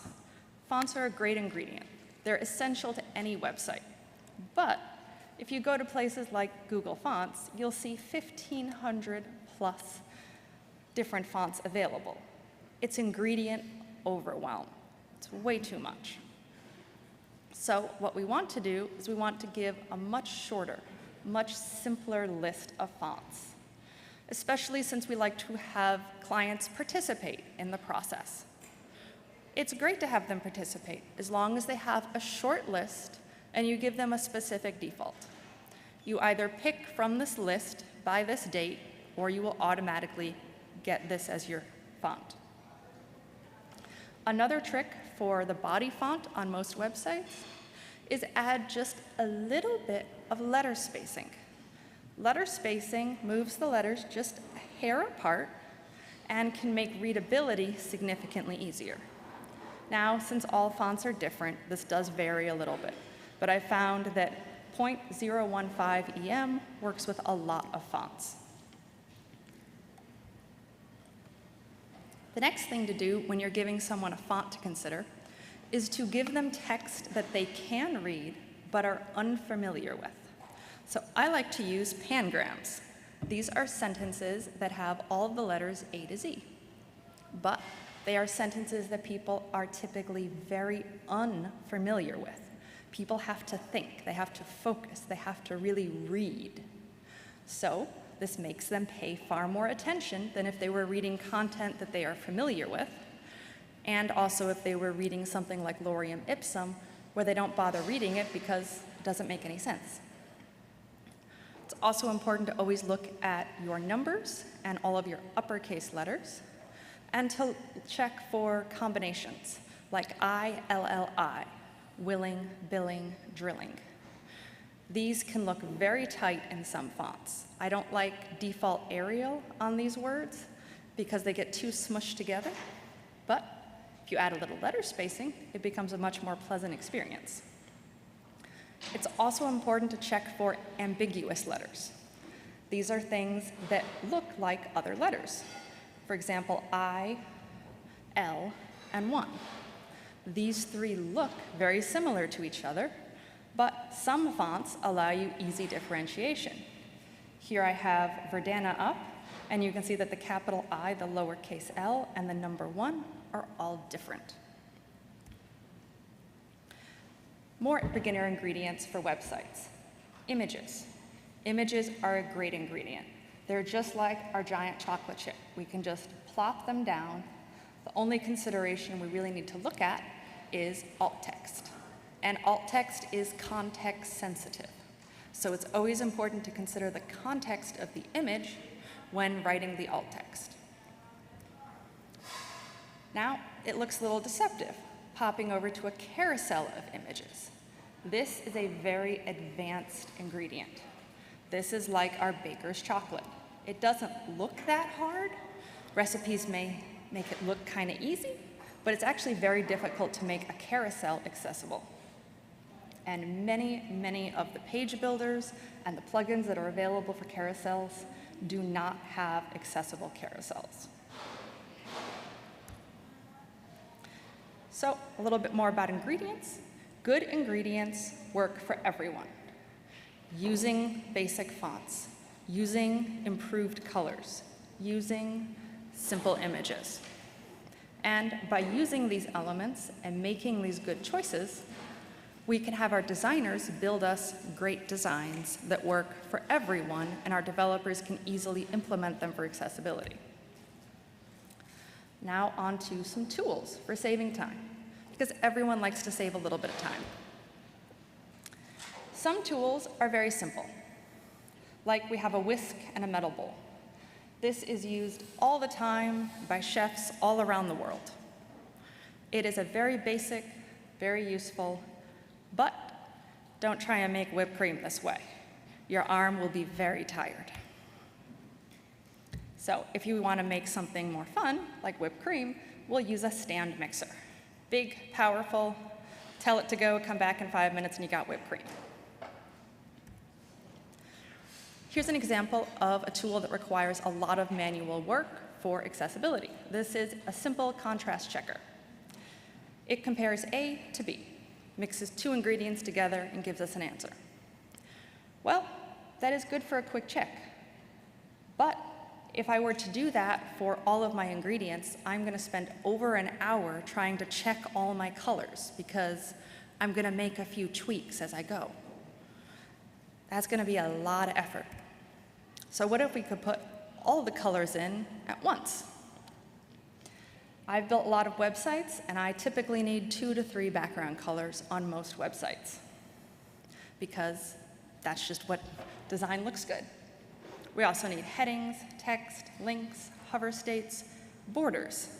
A lot of people forget about borders, but when you have an input box, it's really great if you know where to put your cursor, especially when we're on a smartphone. I've been outside in the backyard with my dog, and I'm trying to look at a form, and I'm like, where do I click? There's no border. I'm supposed to click somewhere. I don't know where I'm supposed to click. Now, what's the dog doing? Oh, wait, border. It's stressful. It's upsetting. People don't like it. So a good tool for saving time is one that allows you to put all of your inputs in and then get an instant result of everything. And it gives you answers saying that you did okay. This meets all of the criteria. Or it'll flag if there's an issue. Another tool for saving time is to look at all of your fonts on actual examples. And again, we use those pangrams because it requires us to try and read the text and put some effort into it because it's so unfamiliar to us. So the purpose here is that good tools save us time. There is absolutely a purpose for quick checkers. I use them regularly. But there's also a purpose for the power tools that give us full comprehensive answers. Now we have our ingredients and our tools, but we need our procedure for our recipe to put it all together so that we can actually create accessible designs. As a quick reminder, when we work with copywriters and designers, or when we're doing the copywriting and designing ourselves, we always have boundaries. We're always told what audience that we're going to write to. We're always told what colors we're allowed to use. What is the brand?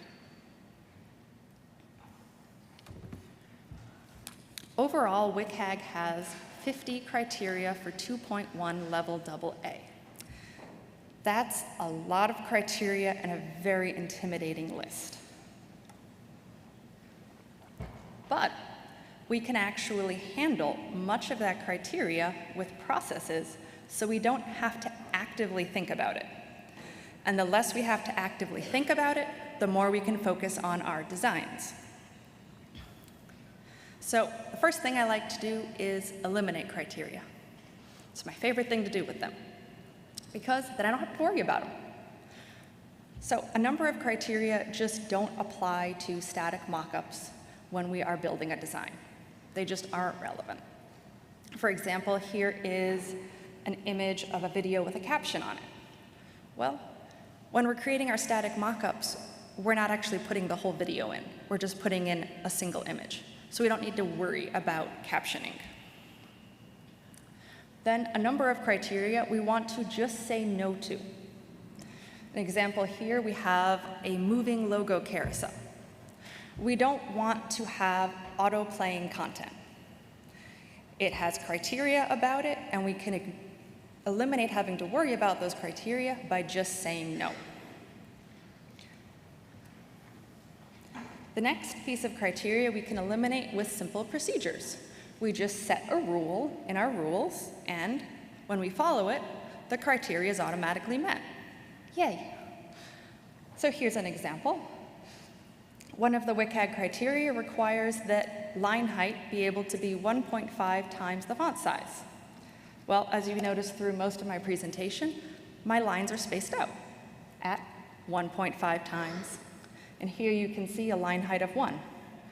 It's just not as pleasant to read. So just use 1.5 by default, and you're done. Don't do unnecessary work. Quite frankly, most designers have no idea what a focus state is. And honestly, they shouldn't be designing for it. Most of the time, I use themes that handle my focus states for me, so I never even think about them. I never do any work for them, because it's already been handled.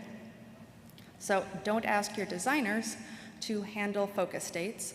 Don't show them to clients, because it just gives clients something random to obsess about. And we hide them just like we generally hide the washing of dishes from the main people. Some more criteria to solve in advance. Try to help designers to avoid making unintentionally poor choices. Here we have a dark red background with neon green text. And as we already covered, neon colors are not good for primary text or backgrounds. They can be really fun to throw in as accents, but people don't enjoy reading neon text, and people don't enjoy neon backgrounds.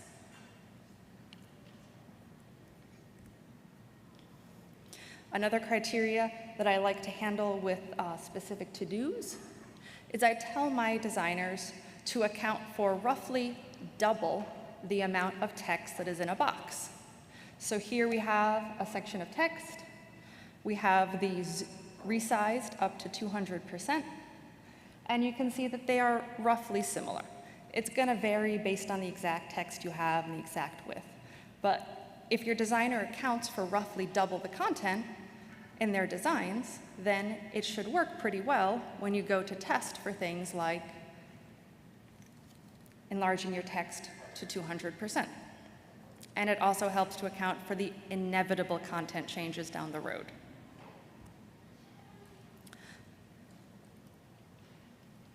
So let's combine it all together. What we want to do is understand that people have different skills, and we need to help them by making choices to work with their skill levels. I regularly use a design service to do my designs for me because it's just not my favorite thing to do. Also, I frequently get into the weeds on the code, and I just can't always think of new designs.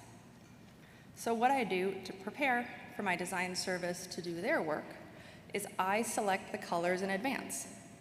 I use my fancy tools, I get my whole color palette built, I get it all checked, and I tell them, these are the colors you're going to use.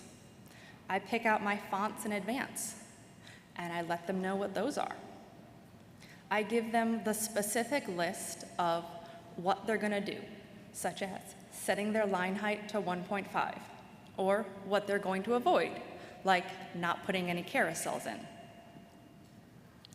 The next thing I do is I provide text content and photos, because designers are just not great at designing in a vacuum with no content. And I give them a basic wireframe. Now, frequently I even do this by just recording a simple screen video, saying, oh, here's an example site. It has kind of the overall wireframe that I want, and I walk them through the wireframe and how I want that applied to what they're going to build. The last set of instructions I did for an e-commerce homepage, and it took me about 30 minutes to get my colors, my fonts. I grabbed my existing to-do and to-avoid list and gave them the short screen video. The 90% done rule. The reality is something will change down the line. Even if miraculously it doesn't change between design and when you go live, the reality is content will change down the road. So you don't want to focus on getting it 100% correct, 100% done, because it's never going to be done. It's a website, it changes. So make it clear to everyone involved, designers, developers, clients, that our goal in design phase is to hit 90%. This also helps a lot of people to not obsess over the little details. Font selection. What we need to actually tell our designers when we give them the fonts. We need to tell them a whole lot more than just use Helvetica typeface. We need to tell them which font to use, which one to use for our heading and our body, as in many designs we like to mix up 2 different fonts for those, occasionally even add in an accent font, or use our heading font as an accent. I normally give them headings 1 through 4. I almost never give them any instructions on heading 6 or heading 5. And the reason is, if you look at content and you actually make a table of contents of your content, you are almost never going to be dealing with H5 and H6.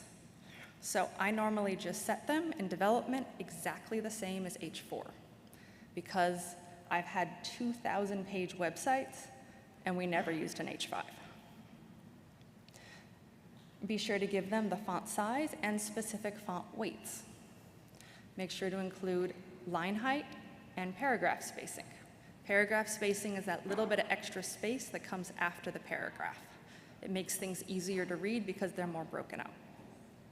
And always check your letter spacing. I almost always include it on body text and occasionally include it on headings. Depends on the font. Colors. As we showed before, we need a whole lot more than just 5 colors in our websites. So I encourage everyone to get a lot more colors. I've got an example list of CSS variables, and this is actually how I hand things to the designer. The tool I use gives me this entire list of CSS. While most designers have never written CSS, they can read that just fine. It says background color 1, and it gives you the specific color. And then developers love it because it's just copy and paste. So I make sure to give them the backgrounds, headings, bodies, links, hover states, borders, and accents. And if I have dark backgrounds as well as light backgrounds, I will have to give them a whole list for that as well. It's important to be very clear and specific. I have a reusable set of instructions that I hand out with all my designs that tells them exactly what to do and what not to do. Examples like, don't put text on top of an image. This isn't great for readability, especially when the image and the text both change out later. And then it's always important to have checklists. Checklists help keep everyone remembering as many things as possible. Were the correct fonts used? Did they make sure to use line and letter spacing? Did they use allowed elements? Did they use any of the avoid elements? And just go through those checklists after. It makes it a lot less mentally intensive to review work. So, to kind of summarize what we've done, the earlier in your design processes that you are able to solve for accessibility, the less expensive the whole process is. Just like most things. If you find a bug early, it's really easy to fix. If you don't find the bug to the end, it can be hours upon hours to get that fixed. Recipes are to produce consistent results. The more procedures and formulas we have to make it consistent, the better our output at the end. People are not perfect. Our customers, our clients, they are not perfect. We have lots and lots of people with different abilities in this world.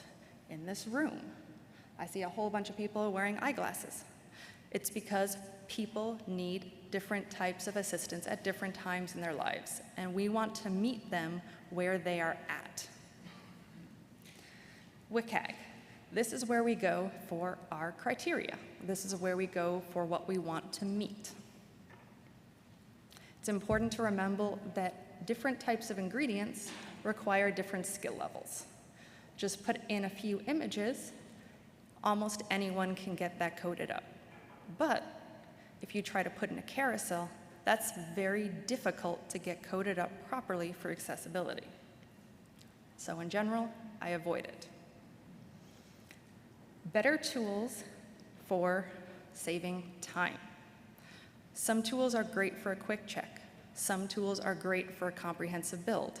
Using the appropriate tools at the appropriate times is very helpful. And of course, process, process, process. When we build out good processes, when we build out good to-do lists, we save ourselves a lot of time and money.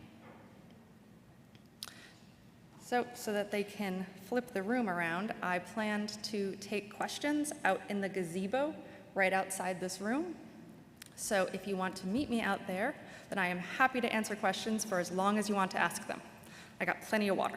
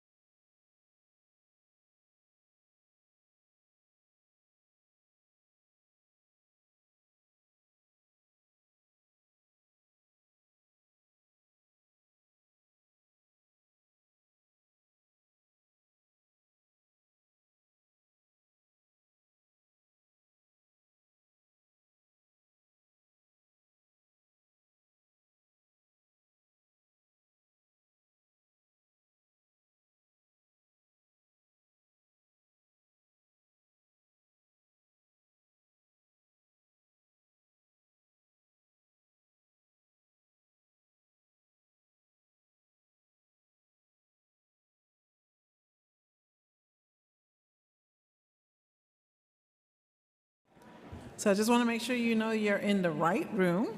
This is Crafting Seamless Experiences, Leveraging Single-Page Applications for WordPress Integrations, okay? So today's speaker, all the way from Australia, is Ross Minnie. Yes, give him a hand, man, listen. That's pretty awesome. Ross is the founder of House Technology Group, an Australian group of companies focused on developing innovative technology solutions for businesses and organizations. He has an extensive experience in the tech industry and is passionate about creating products that make people's lives easier. Ross Minnie.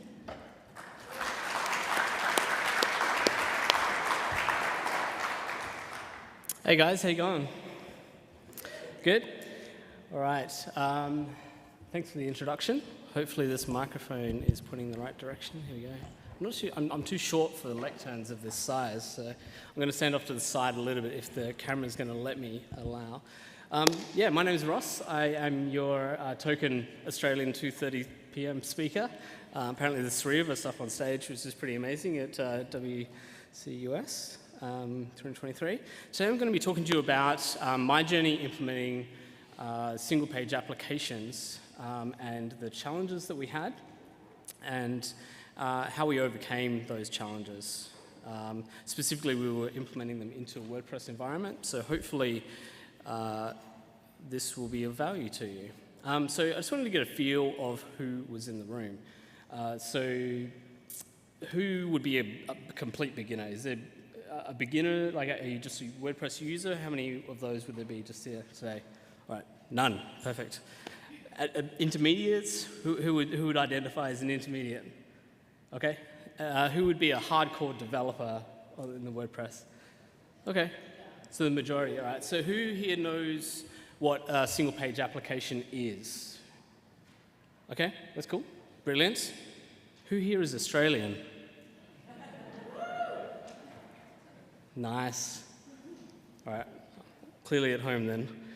All right, the first thing I just wanted to kind of make clear is that I am not first and foremost a WordPress developer. I am a software developer and kind of business analyst. That's probably the best way to describe. My team doesn't work directly in WordPress, but we do work with our sister business, House Digital, who does 100% WordPress. And we have a lot of crossover projects. So, cool. Moving along. Just got a few housekeeping things that I just wanted to get through first. If you didn't notice, I'm Australian. We generally like to take the piss wherever we can. Taking the piss is definitely different to taking a piss. It's just a translation. It's making light fun of usually ourselves. And Mr. Mullenberg just tweeted, I think, a couple of weeks ago that he wanted more art at WordCamp. So I thought I'd answer that call, and instead of using stock images in my slides, I've got some AI-generated stuff. So this is apparently an Australian riding a kangaroo, which is, yeah, there's a few more to come, but that's just a taste. Second thing is, reminder, I'm Australian. So not only do we have a bit of an accent that you might have picked up on, but we pronounce some things differently. So as a bit of a public service, I thought that we would just get a few things out of the way ahead of time. How do you guys pronounce this? We pronounce it cache. Okay, so this is cache. So I'm going to say this a few times most likely. Hopefully you don't get confused. Sorry. How do you guys pronounce this? All right. Well, ooh, we got a mixed result. Let's say that again. Ooh. Was that niche or niche? There's no T in there. We say it niche. So just a heads up. How about this one? Ooh. This is a mixed one. I wasn't expecting this. All right, so we say data. How do you guys pronounce this? It's actually pronounced emu. You got to add a Y in there, inexplicably. But we get to choose how we pronounce this. So. All right, let's get to the good stuff. So I mentioned before that my team and I develop custom software applications, mostly for very niche purposes, where there's no existing off-the-shelf platform already available. So usually they have some very sort of, I guess, requirements that are with workflows that are very unique, that sort of thing. And there's nothing that suits them. So we develop completely custom solutions. We use frameworks like Laravel and Vue.js to deliver that. But the concept of SPAs isn't unique to these technologies. So single-page applications you can develop in React and a number of other JavaScript frameworks as well. But the examples and case studies that I'm going to be using today do mostly use that framework. I was going to have this slide just say, I hate WordPress, but I thought there might be like riots or something and they might kick me off stage. And I thought it was prudent that I'd change it. But the key thing that I just wanted to have everybody take away from this slide is that I think there's a lot of situations where people try and use WordPress and they probably should not. So who thinks that medical information should be stored inside WordPress, for example? Anybody? I was hoping to like shush somebody out of the room. Who thinks like firearm information or that type of stuff, sensitive information, should be stored there? Probably not, right? Yeah, so that's the main thing that I just wanted to sort of communicate. So I guess the question here is, so why not WordPress? I mean, there's the obvious one, right? So the obvious one is security. If you're going to be storing sensitive information in there, unless you have the budget of NASA, unless you have the budget of the NSA, or like, that you really shouldn't be storing this sort of stuff in the platform.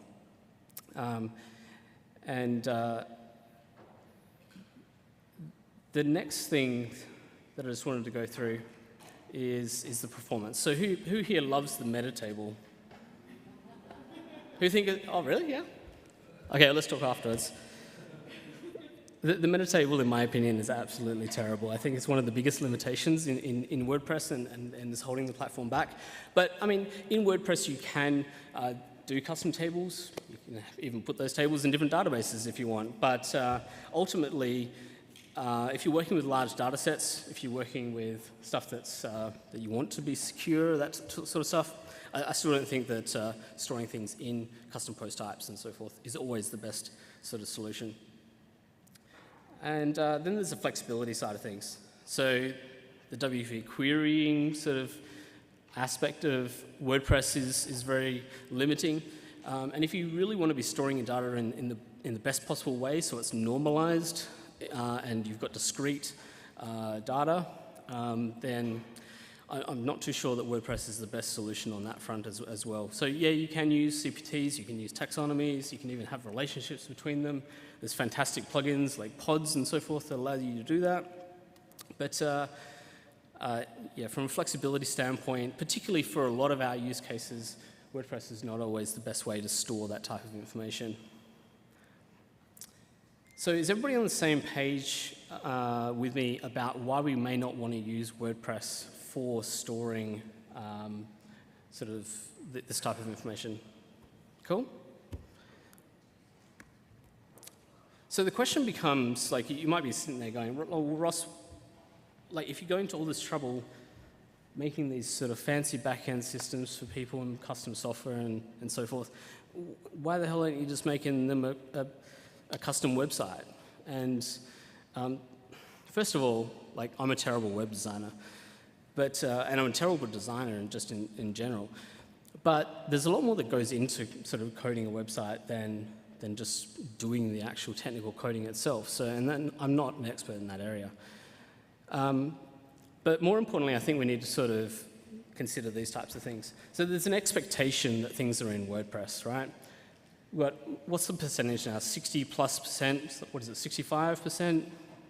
CMSs are WordPress. Customers are generally, if they're coming to us, they're generally asking for, or coming to our WordPress agency, they'll be asking for a WordPress solution off the shelf. So there's definitely an expectation that if you're building something these days, that it will be on WordPress for the most part.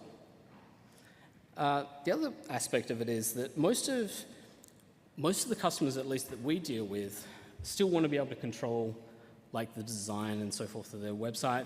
And frankly, we were talking with some folks earlier, and everybody is moving towards this aspect of just designing directly within WordPress from the beginning. So being able to use things like the new sort of block builder, particularly with 6.3 just been released, be able to use page builders, having all that sort of flexibility. We're not going to be able to build that sort of stuff for a customer in a custom solution, so it just doesn't make sense to try and reinvent the wheel. And then there's the maintainability aspect of it.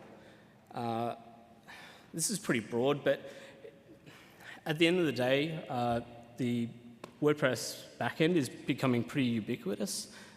We were kind of having discussions over the last year or so that it's almost a life skill these days. Like it's an expectation in some instances that people just know how to update content on a backend. So it just doesn't make sense for us to be creating tools to be, particularly if you're updating blog posts. If you're creating blog posts, they should be stored in WordPress. It's just the way it is.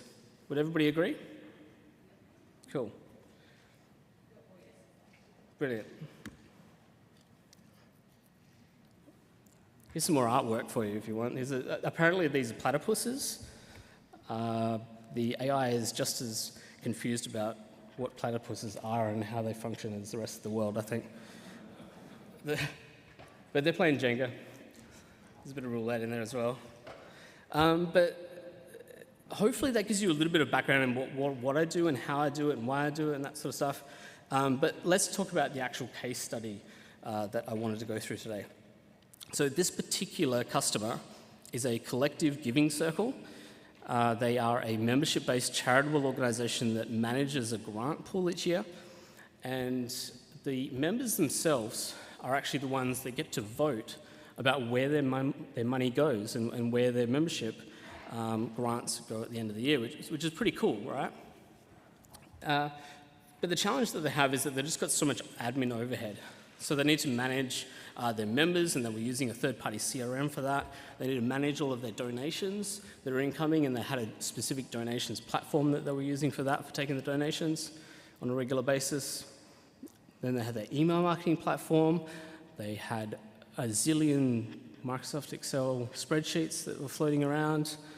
And then they also had their website, WordPress.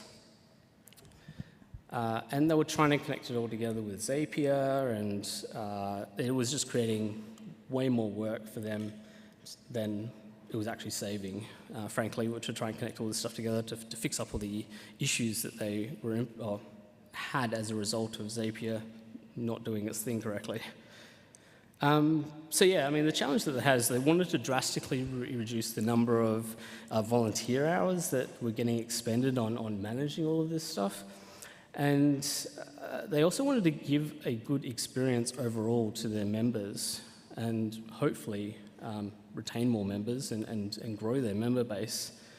And just in general, they wanted to give, an overall good experience, particularly on the website and any sort of digital communications that they were interacting with, or digital assets that they were interacting with, sorry.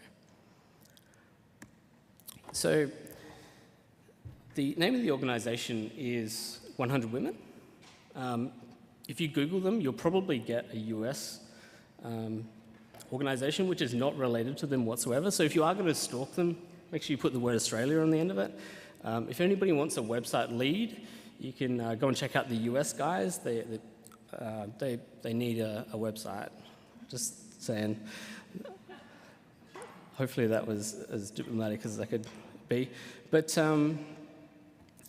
yeah, as you can see, they came to us. They needed a solution for making sure that whatever we built was going to integrate delightfully with their new WordPress website that was getting built. We accepted the challenge. Is there any How I Met Your Mother fans here? Really? No one watches How I Met Your Mother? Good Lord. All right, nobody will get this reference then. Jesus. I'm so confused. All right. So how could we have built this? I think I've skipped ahead, but how could we have built this? If we wanted to be comfortable, we could have used one option, which was iframes, right? Who loves iframes? Perfect. I think I got my message across, but terrible for responsiveness, questionable SEO, I guess. Design flexibility is just not great. You don't have access to the document object model inside it. They're fantastic. Second option we could have done is built additional API endpoints on our custom software. Then we could have had some sort of code base or plugin inside WordPress and communicated that way, and then presented whatever interface we needed on the front end of the 100 Women website. That doesn't sound like fun. We don't really want to be managing multiple code bases, I guess, unnecessarily. And then we'd have to manage all the API endpoints as well. It would just be a nightmare, in my opinion. And we had a long-term vision for where we were going with this customer and what they were going to need down the track. So if we were just building a single kind of contact form, then API would have made sense, but that wasn't the case. We could have built the entire thing in WordPress, right? That was an option. I sort of explained why that wasn't an option before. We could have built everything, or some of these forms in Gravity Forms, where we just wouldn't be able to have the business logic, I guess, and smarts in the system that we kind of needed or wanted.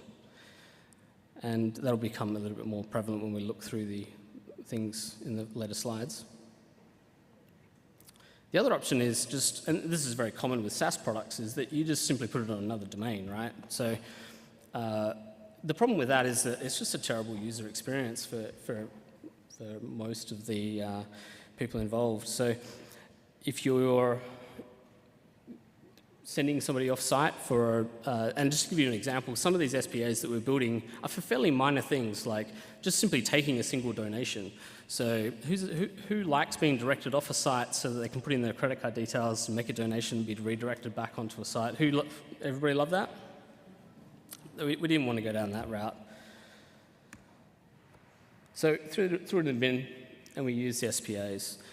So it sounds like a lot of people did know what SPAs were, but I just wanted to quickly give a very top-level sort of overview of how they function.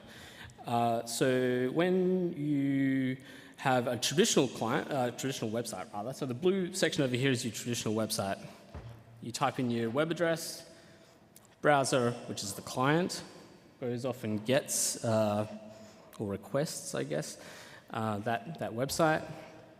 The server sends back the document, and then if you decide that you want to change page or you want to interact with it in some way, then it's essentially another request, and then you get back an entire extra page that you then render to the browser. Does everybody kind of understand basic how browsers work? Yeah, cool. Hopefully that WordPress conference, everybody knows how that works. So SPAs are slightly different. The initial sort of page request is there, obviously, but any subsequent sort of requests are typically done in some form of JavaScript, and most of the time it's returned in some sort of JSON format, but not always. But the point here is that you're able to navigate around the SPA without having to have page refreshes. And this particular architecture is just has a lot of benefits, but the biggest one is that it's just significantly faster if you have used an SPA before.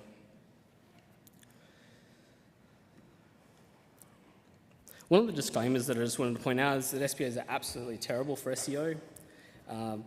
Most crawlers won't be able to crawl them, so don't go trying to put actual useful content into SPAs. Most of the time when we use, or all of the time when we're using SPAs, they are being used in situations where we just simply don't care that it's not being indexed. So we do not care that the donation form is not being indexed. We don't even want the member portal backend to be indexed. That seems ridiculous. So from a SEO perspective, it's kind of a non-issue. So I guess the point is here, don't go and create a blog interface, I guess, that is built on an SPA architecture. Disclaimer 2, and this is kind of something that was brought to my forefront yesterday, is that SPAs can be pretty freaking terrible for accessibility. And most of the issue comes as a result of the fact that if you can imagine that you don't have vision and you're attempting to browse around an SPA and it is changing what is in the document object model, but you're not being brought to the place in the form that you would expect to be brought, then it can be very, very confusing. So if you've clicked the next button to move on to the next page, for example, then if you're not brought to the top of that page, or you're not even told that you have changed a page, that's incredibly confusing for a lot of people using screen readers and so forth. So just to shout out there, if you are going to implement them, try and make them accessible. Please make them accessible. We did a bit of accessibility testing last night, and surprisingly, ours are better than I thought they were. So we're going to be talking with some of the accessibility folks, hopefully this afternoon, getting them tested out. So that'll be cool. All right. So, I mean, this is basically how SPAs are implemented. It's super, super simple. This is what we hand off to our WordPress kind of division, I guess. So I'll run through what's here. It's not very much, but you have a container, which is just a div. Generally, that container will have a unique identifier on it. And then the second part of it is just a single JavaScript file that will render all of the HTML and go and get all of the other required assets, and it'll render it inside that div container. So SPAs can be full screen. A lot of them are full screen. They are the actual thing that you're looking at in the browser. In 100% of the ones that we use them for, we actually embed them inside pages because they're generally not an application in and of themselves. They are just a particular, I guess, portal or a component, I guess, of the overall solution. And you'll see that in a few slides.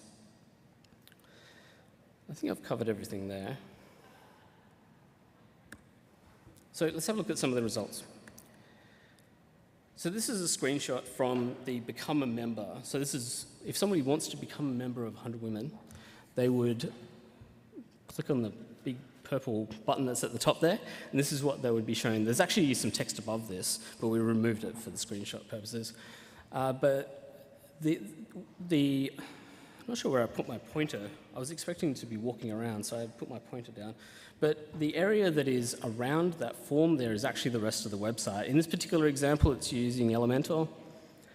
And that div that I showed in the previous slide is simply just put into that position. This is a very basic 2-page form. And you might be asking yourself, why the hell are you using SPAs to build a 2-page form? This doesn't make any sense. But there's a lot of good reasons for it. In this particular instance, we're doing a lot of things like checking if this user might already be a member, for example. We don't want people signing up twice to be a member.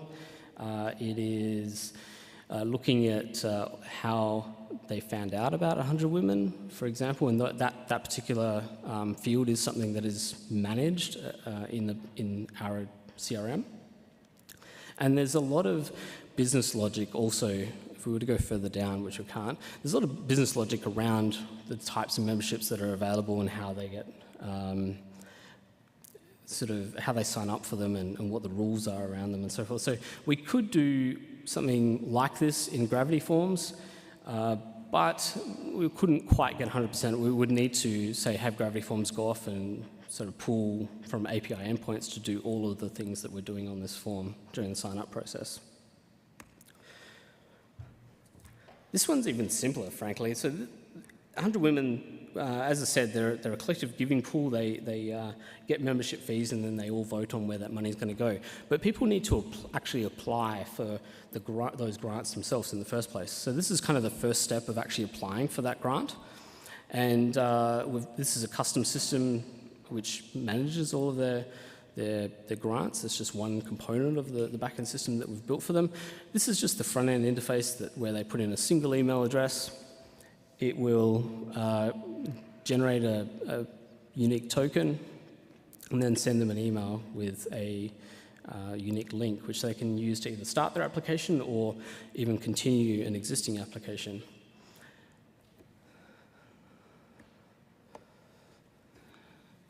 And obviously, to achieve that, we would need to have integration with the backend, so that would be another API endpoint if we had to do that with Gravity Forms. So this is the actual application process itself. There's 8 tabs here. There's a lot of stuff here that it's asking for. But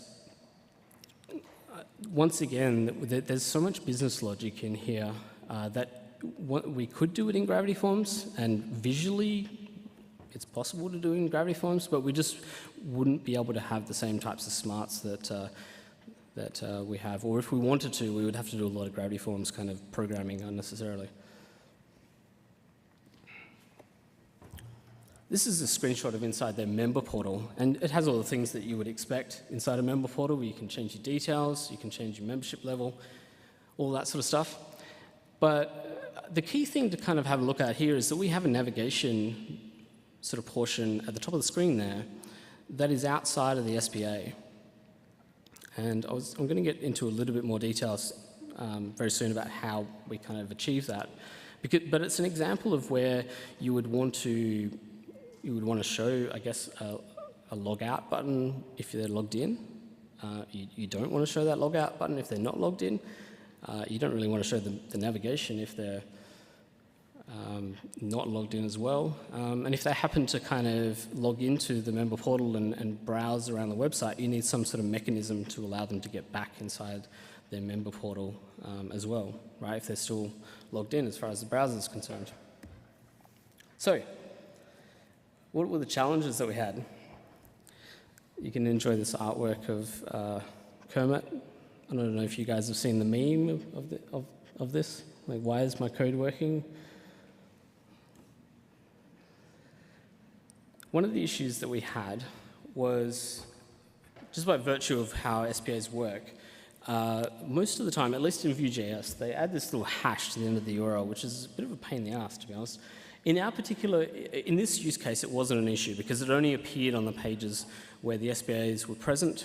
It doesn't really matter if you go into the member portal page and there's a login there and there happens to be a hash on the URL. But we have had it, or we do have it in other implementations where we have forms, for example, that are on the home page, and we've had to find workarounds for how to remove that hash. So that's something that's just done in the Vue.js framework. It wasn't a huge issue, but it's just something to kind of keep in mind if you are planning ahead to use this type of tech, I guess. The second thing that we had a problem with was caching. And in particular, it's not necessarily caching of the content or the delivery of what's coming via the SPA. It's more the delivery of that JavaScript file itself. So by default, WP Rocket and all the other caching plugins, and even, say, Cloudflare, will cache that JavaScript file, which is fine. But when we're doing fast iterative I guess, changes to our back-end systems, and we're having to deploy or sort of pull regularly, it's a pain in the ass having to sort of clear Cloudflare caching, clear internal sort of site cache as well. So just keep that in mind. We actually have it not cached, just for ease of use. All right. You guys are not going to get this either because you're not How I Met Your Mother fans, but I mean, we did have some major challenges though. Well, not major challenges, but it's the reason people are here today, I guess. So how do we make this sort of appear visually seamless? That's kind of the key for the end users. And one of the big sort of keys to that is the CSS aspect of it. We found the best sort of approach to this is in our SPAs, just simply not try and implement any CSS whatsoever. Let the website itself determine that. And in our particular case, for the most part, 90% of the design that you saw there is actually being, I guess, rendered from the CSS that's already defined within Elementor. So the button designs come across, all the form fields come across in the same designs. A lot of the padding and so forth between fields looked good.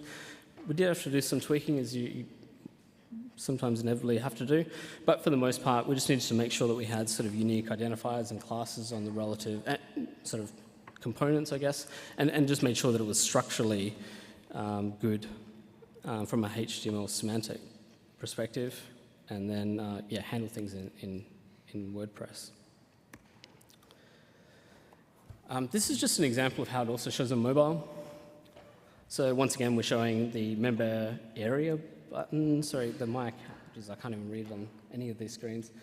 The My Account button is showing obviously when they're logged in. Logged Out button shows when they're logged in, and they've got a member login when they're not logged in. Pretty simple stuff, right? And we found the easiest way to manage this was in our actual SPA is to store a very deliberate variable in the local storage, which essentially just has a token. And when the token is present, it just means the user's logged in. And that means that we can just use basic JavaScript, or jQuery in this case, to determine when they're logged in, and then just hide and show each of the elements when we need to. So it's pretty simple sort of stuff.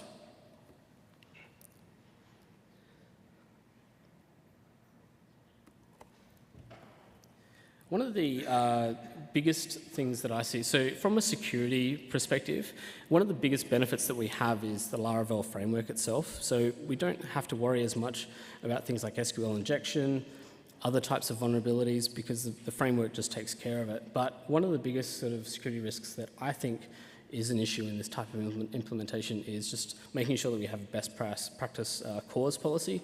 And for those who don't know what that is, it's just a policy that defines who is able to embed and use that application on their website. So we obviously don't want people just being able to grab our code, just punch it into any website, and that would be a recipe for disaster. You'd have all sorts of phishing problems going on, and yeah, the sky's the limit in terms of what you could do there.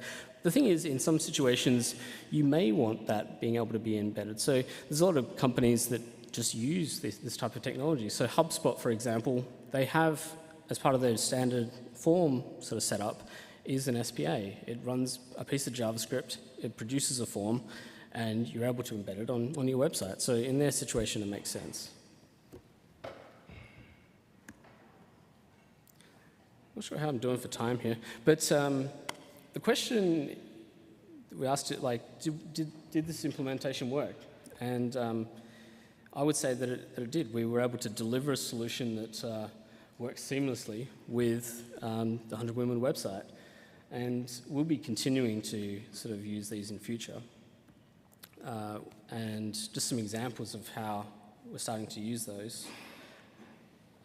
We've implemented a number of sort of back-end portals for our customers now using this technology, because we think it's the sort of the ideal technology to use to implement those.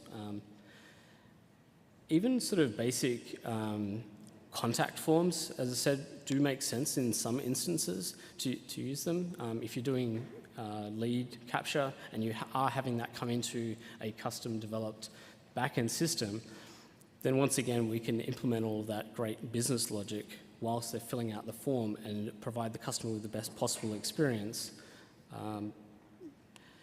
And then we're also in the process of further fleshing out capabilities of the grant management systems for a couple of clients now, so, which is pretty fantastic. So that reaches the end of my talk today. I've got some socials, there's not too much there, but if you want to connect with me, go ahead. That wraps up today's presentation. Thanks, guys. Appreciate it.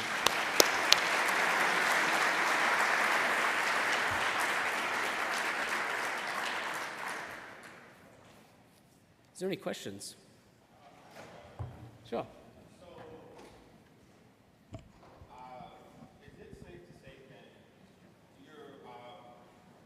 you actually don't have a site built with WordPress as a single-page application? Rather, this site that you showed is a WordPress site. There's some kind of a plugin that injects that into JavaScript and WP and then Laravel is actually used for the whole actual single-page application.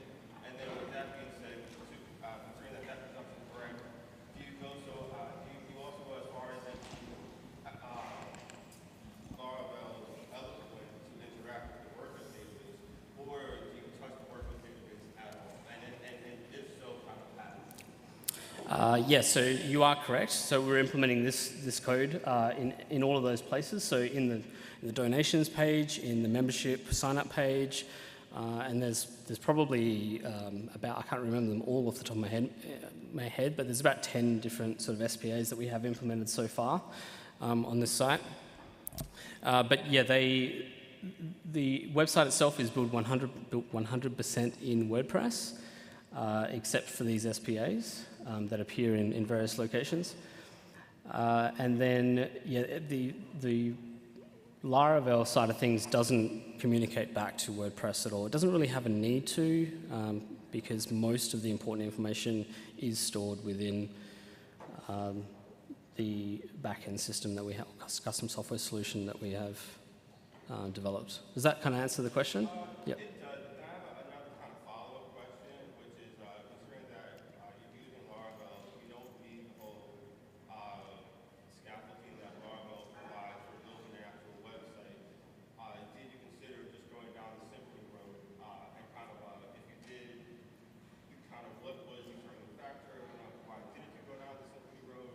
Because again, if you are going to build that single-page application and you don't technically need all the overhead of a website, and that Laravel does kind of provide you with that scaffolding, why not just go down the Symfony road? Yeah, so the question mainly is just why don't we build the entire thing in Laravel? Is that? Instead of Laravel, go down the Symfony road to build out your single-page application. So why not Symfony versus? Mainly because our team is just more familiar with Laravel. That's the main answer there. And frankly, at least in the non-Microsoft realm, Laravel kind of has, in terms of PHP frameworks, is by far got the largest market share. So there's a clear winner in that space, and we prefer to stick with it. That's all. Yeah, cool. Any other questions, guys? Cool. Okay. Yep.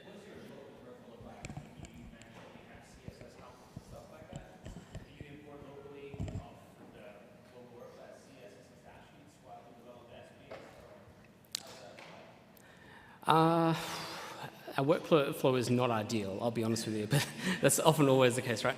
But in this particular case, we actually set up staging URLs, which were, to be honest with you, they were just on the live site. There wasn't really any sort of risk of them being on the live site because they're in obscure URLs and there's no data. The database itself was a staging environment for our software application, but the pages that they were on the live site. And then, yeah, so we just fixed up all the styling on those pages, essentially, and then brought all of that styling across, so. Yeah, of course. There were private pages, yes, correct. Any other questions, guys?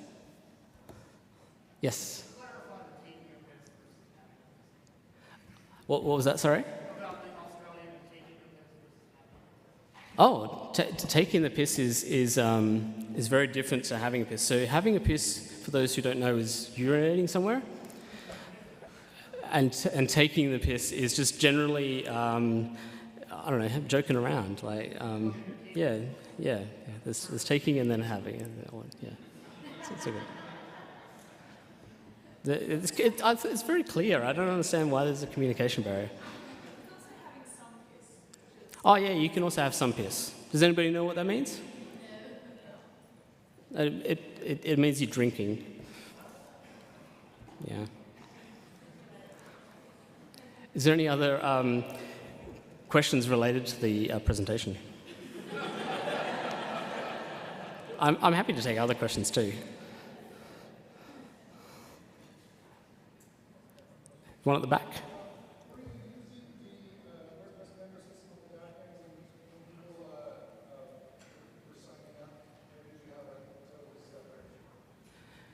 Yeah, so the question was, were we using any sort of member management system on WordPress? And the answer is no. And that's one of the key sort of, like we could have gone down the route of using something like MemberPress or a myriad of other sort of solutions for managing members, but we just didn't want a million users in our WordPress backend. So yeah, we did, that's obviously one of the solutions that we looked at the beginning, right? And we weighed up all the pros and cons of doing that. We could have taken something like MemberPress off the shelf and just highly customized it, built all the PHP for the business logic, and tried to build the solution entirely inside WordPress. But in this particular instance, we just decided not to.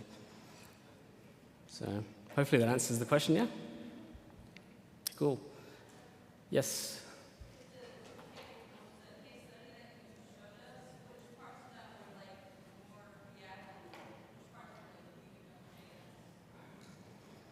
100% of them use Vue.js because they have to for the single page application kind of technology.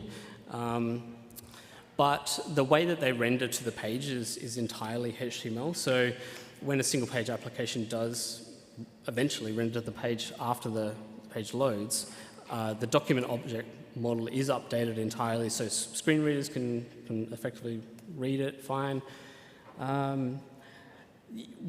No doubt, you can do much more complicated SPAs than the examples that I've given today.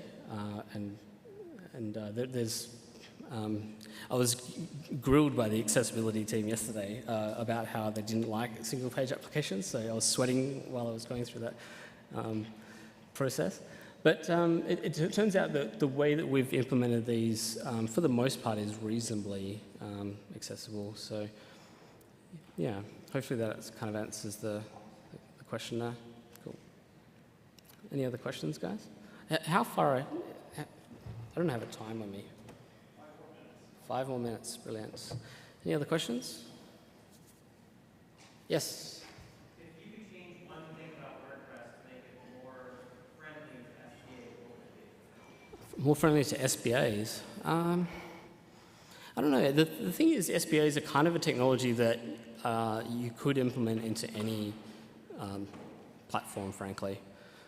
I don't think there would need to be anything that we would need to change about WordPress itself. I'm just kind of thinking on the fly here, because most of the challenges that we had were ones that related to kind of CSS and so forth. So as long as your CSS is good inside the WordPress platform. Sorry? Oh, yeah. I guess so our development team is sort of fairly ingrained with Bootstrap, which is, so we started off kind of rendering all the Bootstrap classes to it initially, and it was just a dog's breakfast. So yeah, we had to go through and remove all of that sort of stuff.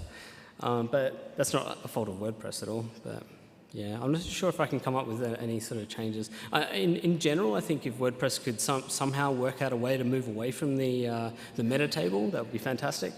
But apart from that, no. Thanks, mate. Hopefully that answers the question. Any other queries? I thought I saw a hand, but then it was a microphone instead. Cool. All right. Well, I think that wraps us up, guys. Thank you very much.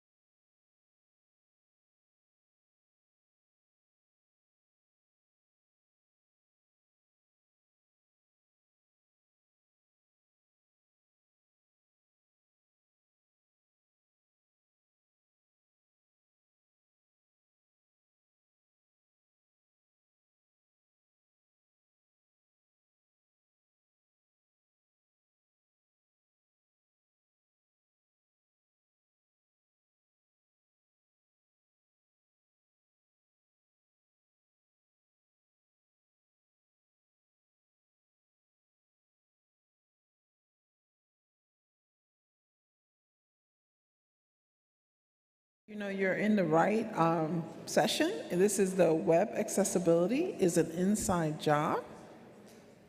Okay. So I am excited to introduce Sumner Davenport. We've met before, so I'm so excited that she's here. Sumner has been designing websites since 1997 and was introduced to WordPress in 2008 and fell in love with it. Web accessibility is her passion. She is a member of the International Association of Accessibility Professionals and an active supporter of various disability organizations. Her passion is to educate web designers using WordPress on the value and ease of universal and accessible design. Through her longstanding organization, Sumner M. Davenport and Associates, LLC, she and her team have built, maintained, evaluated, and remediated dozens of WordPress websites to WCAG 2.1 success criterion. Sumner is active in accessibility and legal conferences and educational venues, regularly speaking on topics related to compliance issues for WordPress websites. She has been invited to present at Tech Access OK and John Slayton Access U, local WordPress meetup groups, and Wordcamps. As a founder of WA11YWP, she and her team conduct ongoing educational events. In early 2020, she and two colleagues started a local meetup group to discuss WordPress and accessibility and have invited renowned speakers on accessibility topics to be guest presenters. And she has spoken at various WordCamps throughout this ecosystem. I'm so excited to introduce you to Sumner Davenport.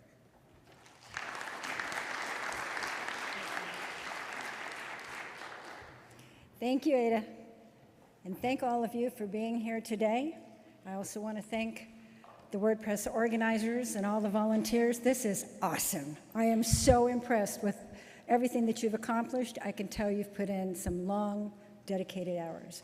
I also want to thank a couple of people that because of them, I'm able to be here today and speak. One of them in the room is Joe Simpson, Ron Amick, Rob from Maine WP, and Yoast.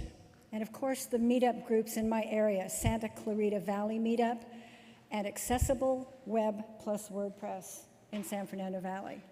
So thank you, all the people who are in the room today. I know it's been a long day so far, and I hope to keep you awake for the rest of the afternoon before we get to the good times for dinner and cocktails. I want to let you know that my slides are available, but I also have to warn you, my slides are not full of text. My slides are mostly images. I learned a long time ago that people remember images. So you may not remember the words I say exactly, but if you see something that's an image that I used, it will remind you. It's a nice trigger, so I happen to use images. So you may find my slides at bit.ly, that's bit.ly/WCUS23. And I'm going to allow you to know in advance that I may be standing at times, I may be sitting at times. Those of you in the room saw that I walked to the stage with a little bit of assistance. So if you see me disappear behind the podium, I'm still here. Look up on the web as the kitten is sitting on the keyboard of a laptop computer looking at the screen. It's a designer. And there's a beautiful butterfly with wings of gorgeous several colors. It's a developer, and there's a picture of code that is used on a website. There's a silhouette of two people standing in capes. Wait, it's a web accessibility superhero. Faster than a speeding bullet list. Perceivable, operable, understandable, robust. Able to leap tall landmarks in a single bound. Header, section, navigation. Consumes WCAG success criteria with every meal. More powerful than a loco overlay. And on the screen, we have a computer screen with the words accessible to all, and we have superheroes, avatars, that are showing up on screen. Your web accessibility superheroes are a large group of people, many in this room.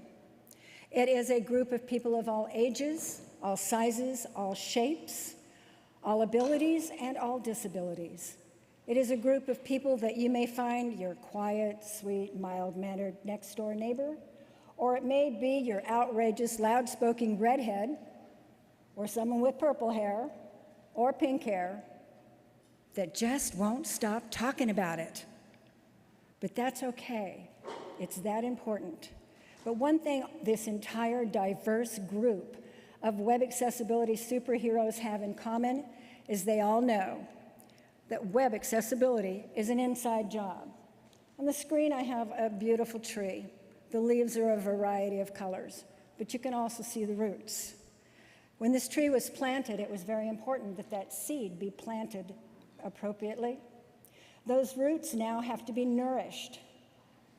They have to be tended to regularly in order for that tree to maintain its beauty and its growth. The roots cannot be ignored. So why web accessibility? This is a question that I do get asked at times, and so I'd like you to think. Are you interested in web accessibility because, you found out from a Web AIM report that over 95% of websites when tested were not accessible? And the entrepreneur in you said, well, there is a business opportunity. I can make a difference. Or are you one of those people that recognize that it's more than 25% of our population globally that are disabled? Because it's not just those that are registered on the statistics, it's also those who have friends and family who care. And they only want to do business with businesses and websites that are ethically accessible to those that they love. And that percentage is awfully low because it doesn't include situational disabilities or people like me today who have a temporary disability. In my case, I had a choice to make between falling over the dog or falling off the sidewalk. And you can tell, the dog won. So that number of percentage of people who need a website to be accessible is actually larger than that 25%. Or are you one of those people that is involved with web accessibility because it's the right thing to do? Or is it D, all of the above? Personally, I believe it's D. But there's also a question that I want you to ask yourself. Why is web accessibility important to you? And why do you want to be a part of making websites accessible? Because that affects how you're going to talk about it. The who, the what, the why, and the how make a difference based on how you are committed to or perceive or are involved with accessibility. If you are someone who is passionate about accessibility, you care about the who. And you care about the what, which is making the website accessible, making the internet accessible. And you care about the why, because they deserve it, it's the right thing to do, and in some cases, it's a civil right. And you're also the type of person who is going to explain it ethically, and you're going to correctly do your web accessibility as part of your baked into the project. It's not an afterthought. When I ask people how they talk about web accessibility, I can get an idea of what kind of commitment they have and the struggles that they're facing in talking to their clients. And in my perception, the more that you're involved with web accessibility, the more you understand its value, the more you feel for yourself that it's a benefit, the easier it is to talk about. Too many of our clients, as we learn from the Web AIM report, never learned about it initially, never thought about it initially, and their web person didn't tell them. And so when WebAIM does their 1 million site review every year, and they find that over 95% of websites are still not accessible, there's a lot of education that we need to do. I hear people tell me that web accessibility is hard. You know, sometimes getting up in the morning is hard, but I'm glad that we do. I remember when I first was introduced to WordPress and somebody said, hey, it's so easy, you're going to love it, it's great. It wasn't for me. It was hard. I didn't understand what it was I was supposed to be doing, how I was supposed to do it, and how come they thought it was so easy. There was a learning curve. And it's the same with web accessibility. If you have not done it in the past and you're just now learning it, it may occasionally seem hard because there's a learning curve. But once you understand it, it becomes an automatic part of the work that you do. You build it into every website from the planning. It's not an afterthought. When I go out and buy a new car, if I at that time say, well, you know what, just give me any old car and don't include any air conditioning, I'm doing okay until we come to a day like today. Here in DC, this humidity is just knocking me out. I like the air conditioning. So now I would have to take my car back to a dealer or a car place and have them install air conditioning for me. They're going to have to take it apart. They're going to have to adjust a whole lot of components that possibly weren't needed if the air conditioning had been installed in the first place. It's the same with web accessibility. When we build web accessibility in the initial stage of our website, it is so much easier than going back in after the fact to remediate and undoing the work that we've done, taking it apart step by step, putting it back together, making sure everything plays well together. And that can be very frustrating. So if you want to make it easy, then we start by letting it be easy. If you're the type of person that talks about web accessibility, and on the screen I've just placed the face of a cat and a dog with horrified looks on their face.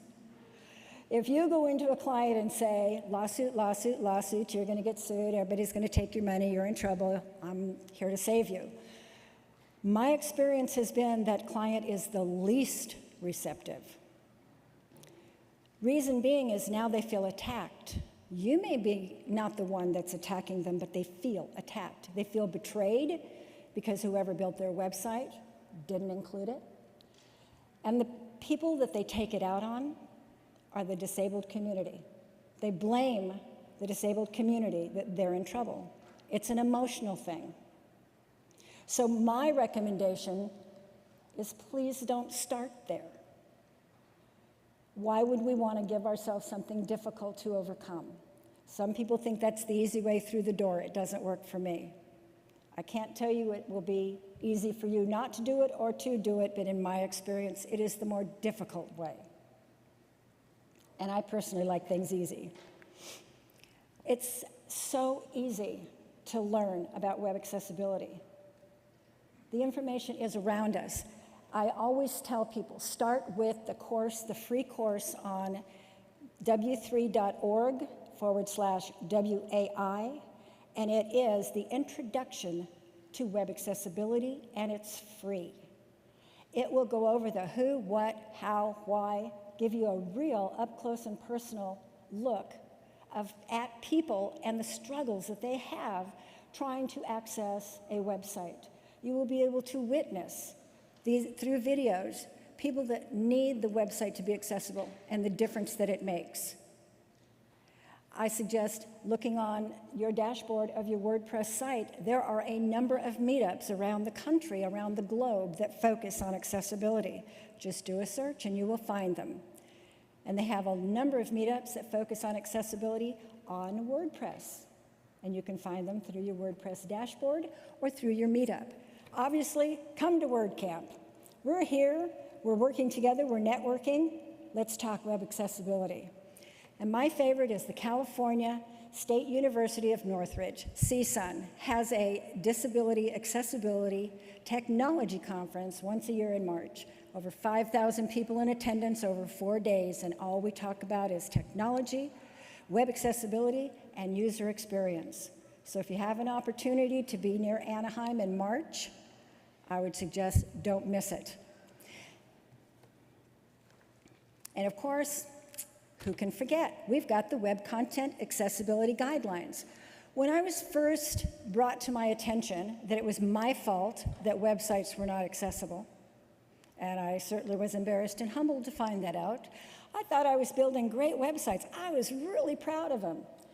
But someone that is close to me, who is blind, wasn't able to access these sites, so I would describe them. I thought I was doing a great job, until someone from Freedom Scientific showed up with a screen reader called JAWS and went to various sites and showed her what these sites sounded like through a screen reader.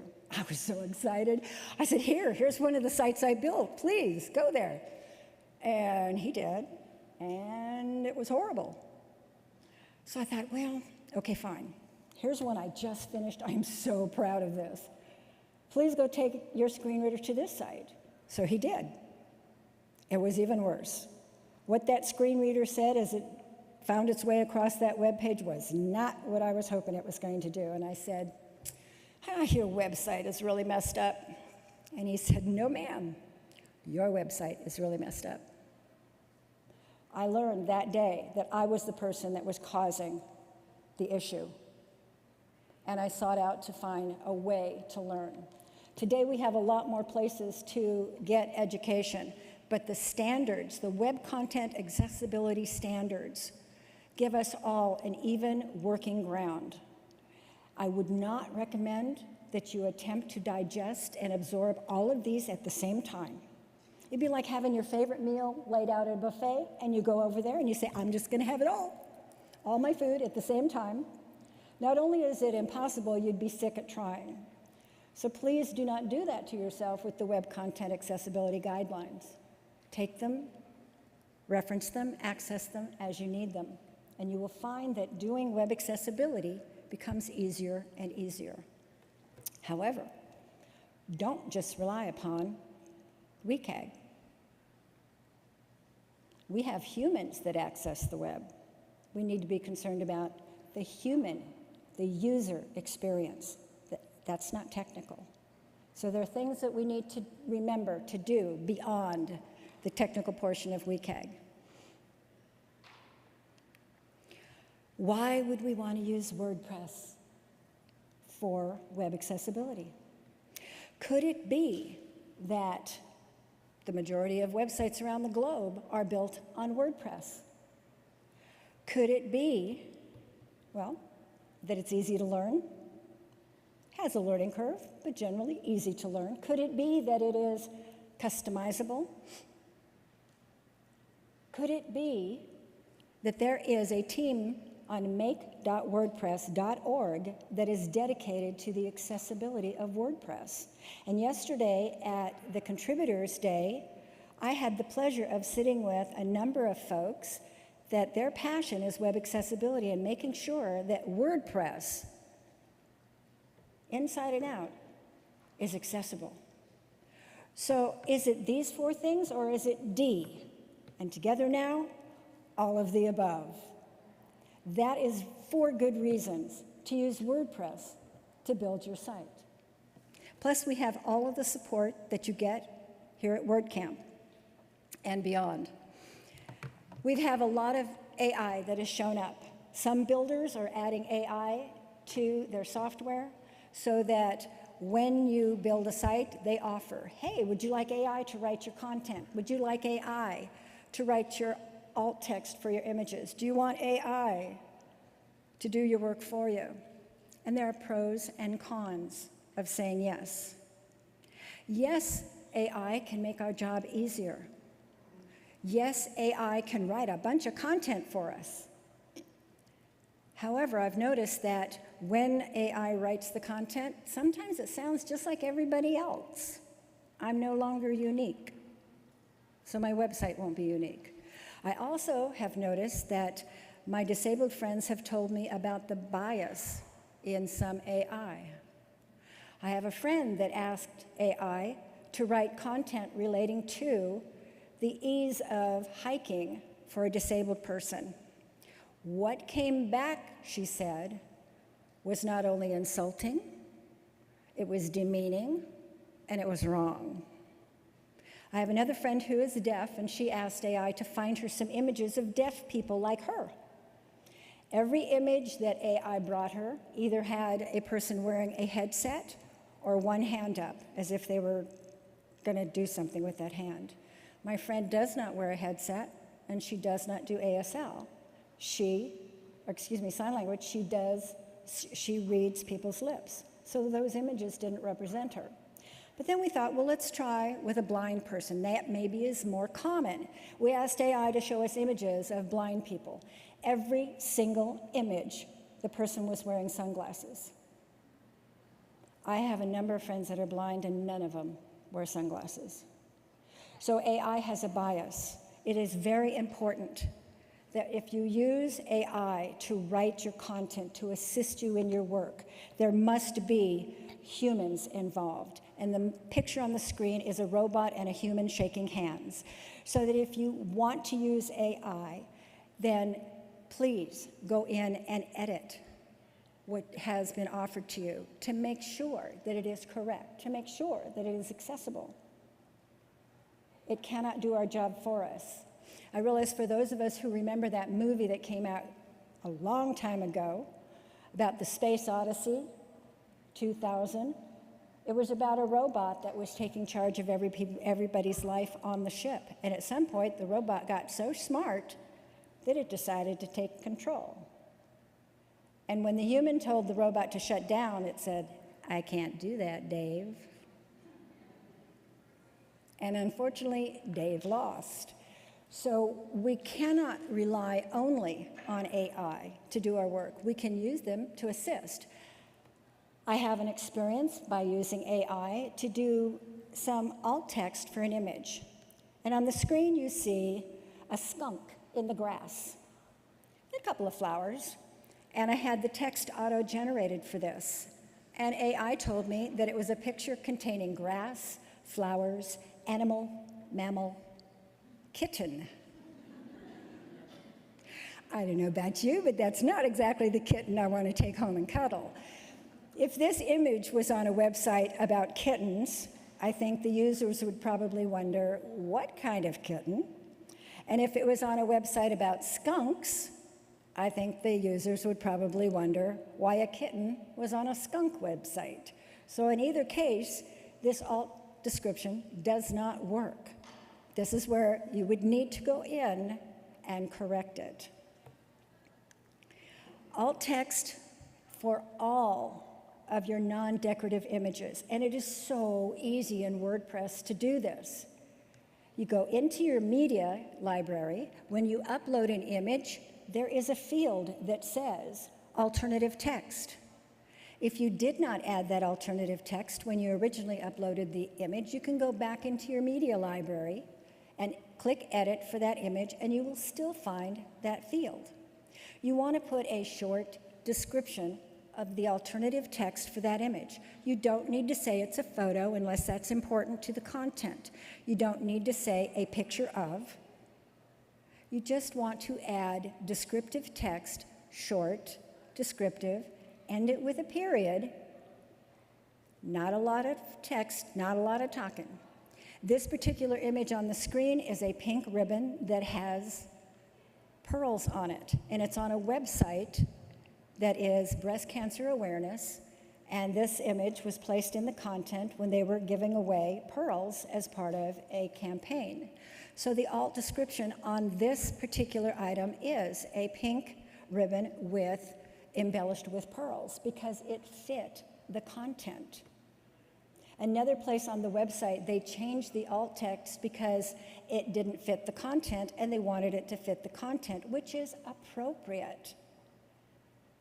Now, in order to do that, they couldn't do it in the media library. They had to go through a text field where the alt description was and manually change it for that other page. because it was important to them that they wanted to make sure that the images fit the content and the alt description also did. AI is also good at doing captions for our video. We can caption live speaking events, we can caption videos. Doing so not only is now a requirement for a lot of videos, but it also relates to the image and brand of your client. If they put videos on their website, how well done those captions are says a lot about that client, and how well you do that for the client says a lot about the services you offer.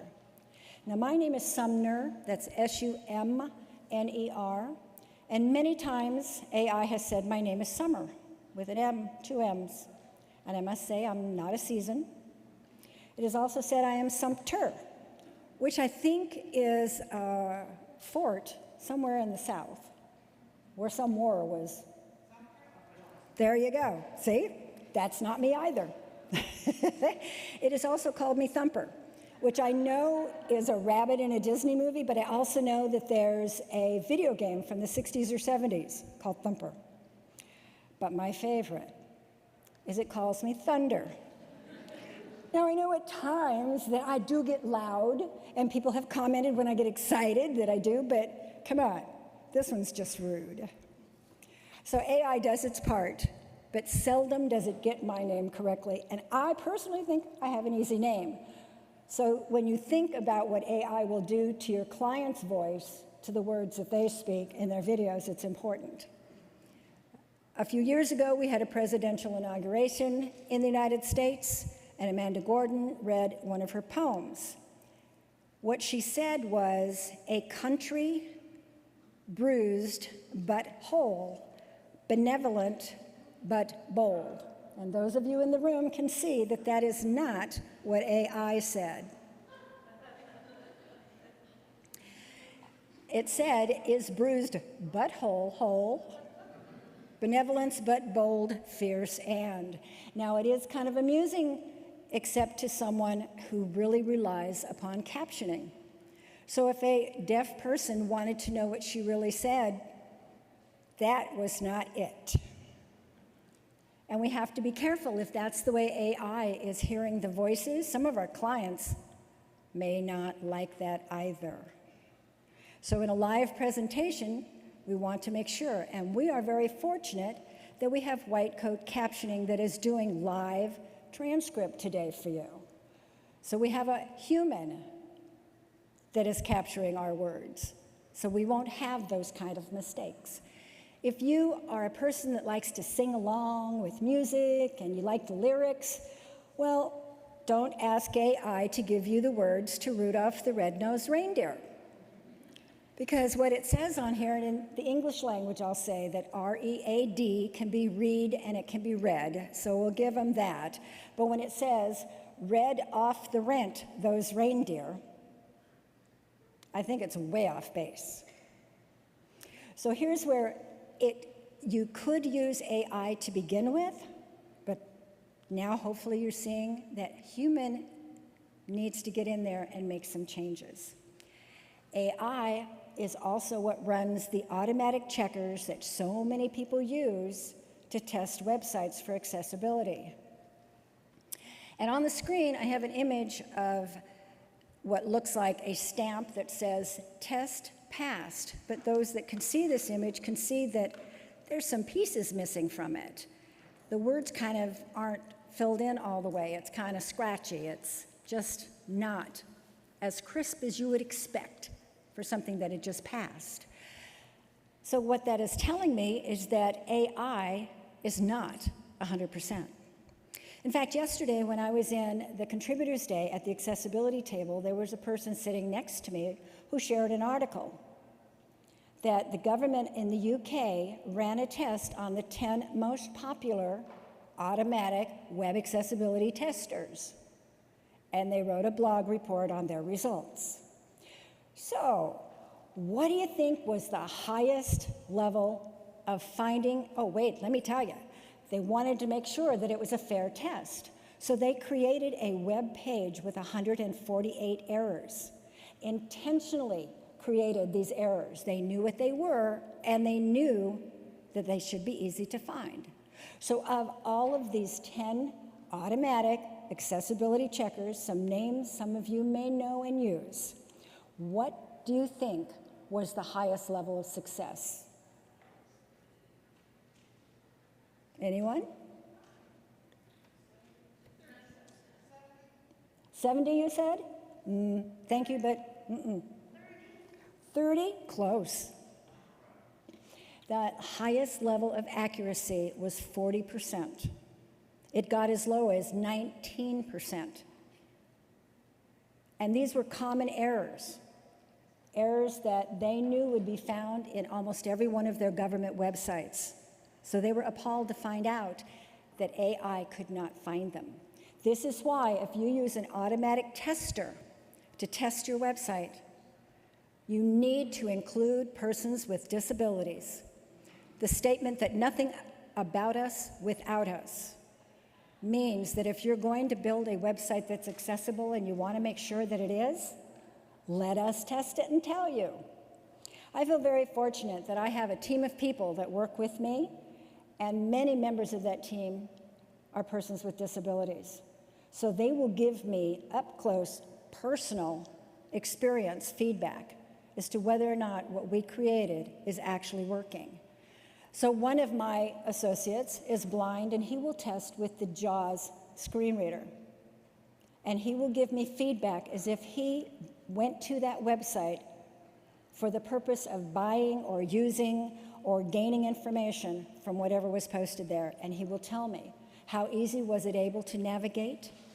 Did it recognize the code to tell him what was the most important thing on the page, the H1? Did it tell him how many H2s were on the page, all the subheadings? Was he able to get to the various content that he wanted and use the forms? If not, then we need to fix it, where the AI may have told us it was okay, all was good. He will also tell me if the alt text descriptions were sufficient for the content on the page.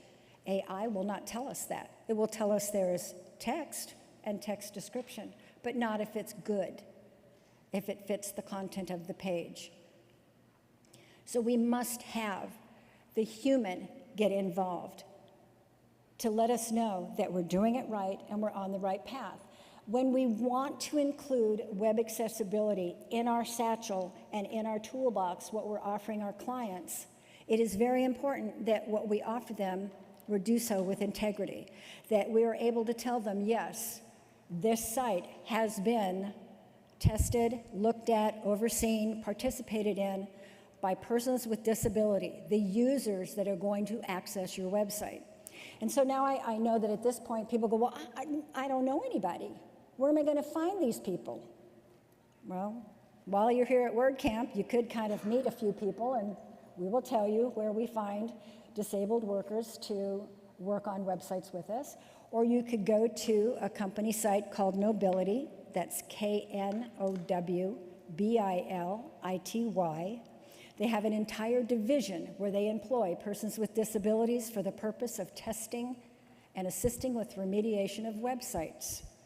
So that now you don't have to employ additional people, but you certainly can have additional people be employed because you use their services. This is very important. My company, the majority of our clients are brought to us by attorneys who are representing companies who have either received a demand letter or are negotiating a legal settlement because their website was not accessible. So even though it's not on my list of how I present web accessibility, it's how I spend most of my day. I'm a specialist in web accessibility. I do not call myself an expert. I personally believe that an expert has all the answers or a whole lot more than I do. However, because this is what I specialize in, I know where to get an answer. So I don't have to fill my brain, because if my brain gets too full, it falls out the other side. So I do keep people close at hand that can help me when I need an answer. So I want to share with you quickly the top 3 things you may not have thought about that we see most often come across some of these cases. Now, I know when I was talking to someone earlier, he said, oh, it's always color contrast, and I am here to say, no, it's not. Although color contrast comes in a lot of the time, and it appears that web designers are now paying more attention to it, what comes in more often than anything is the structure of the website. The structure of the website that is not accessible to a person who does not use a mouse. Can someone go through that website using only the tab key on their keyboard? And you can test that very simply. You go to your browser bar where your URL is, go to the end of your URL and hit the tab key on your keyboard. And keep hitting it and see where it goes. Does it follow the flow of your website? Does it land where you are expecting it to land? Does it go from left to right, from top to bottom? Sorry, I just hit my microphone. If it does, yay. If it does not, then you need to revisit how you structured your website. Are your headings in order? Do you have proper navigation? We have found, in our cases, a number of sites that the tab will go to a navigation, but if there's drop-down and it goes to the first one on the drop-down, you should be able to hit your space bar and have it launch that to wherever that link is supposed to go. If it doesn't, that needs to be fixed. That is the one we see the most. The other one we also see is if the tab lands on a form and it gets stuck. We call that a keyboard trap. The one that we find the most is when you have those dates that have that carousel, and you have to find the date for your month, your date, your year. I don't like those because I am spinning forever to find the year I was born.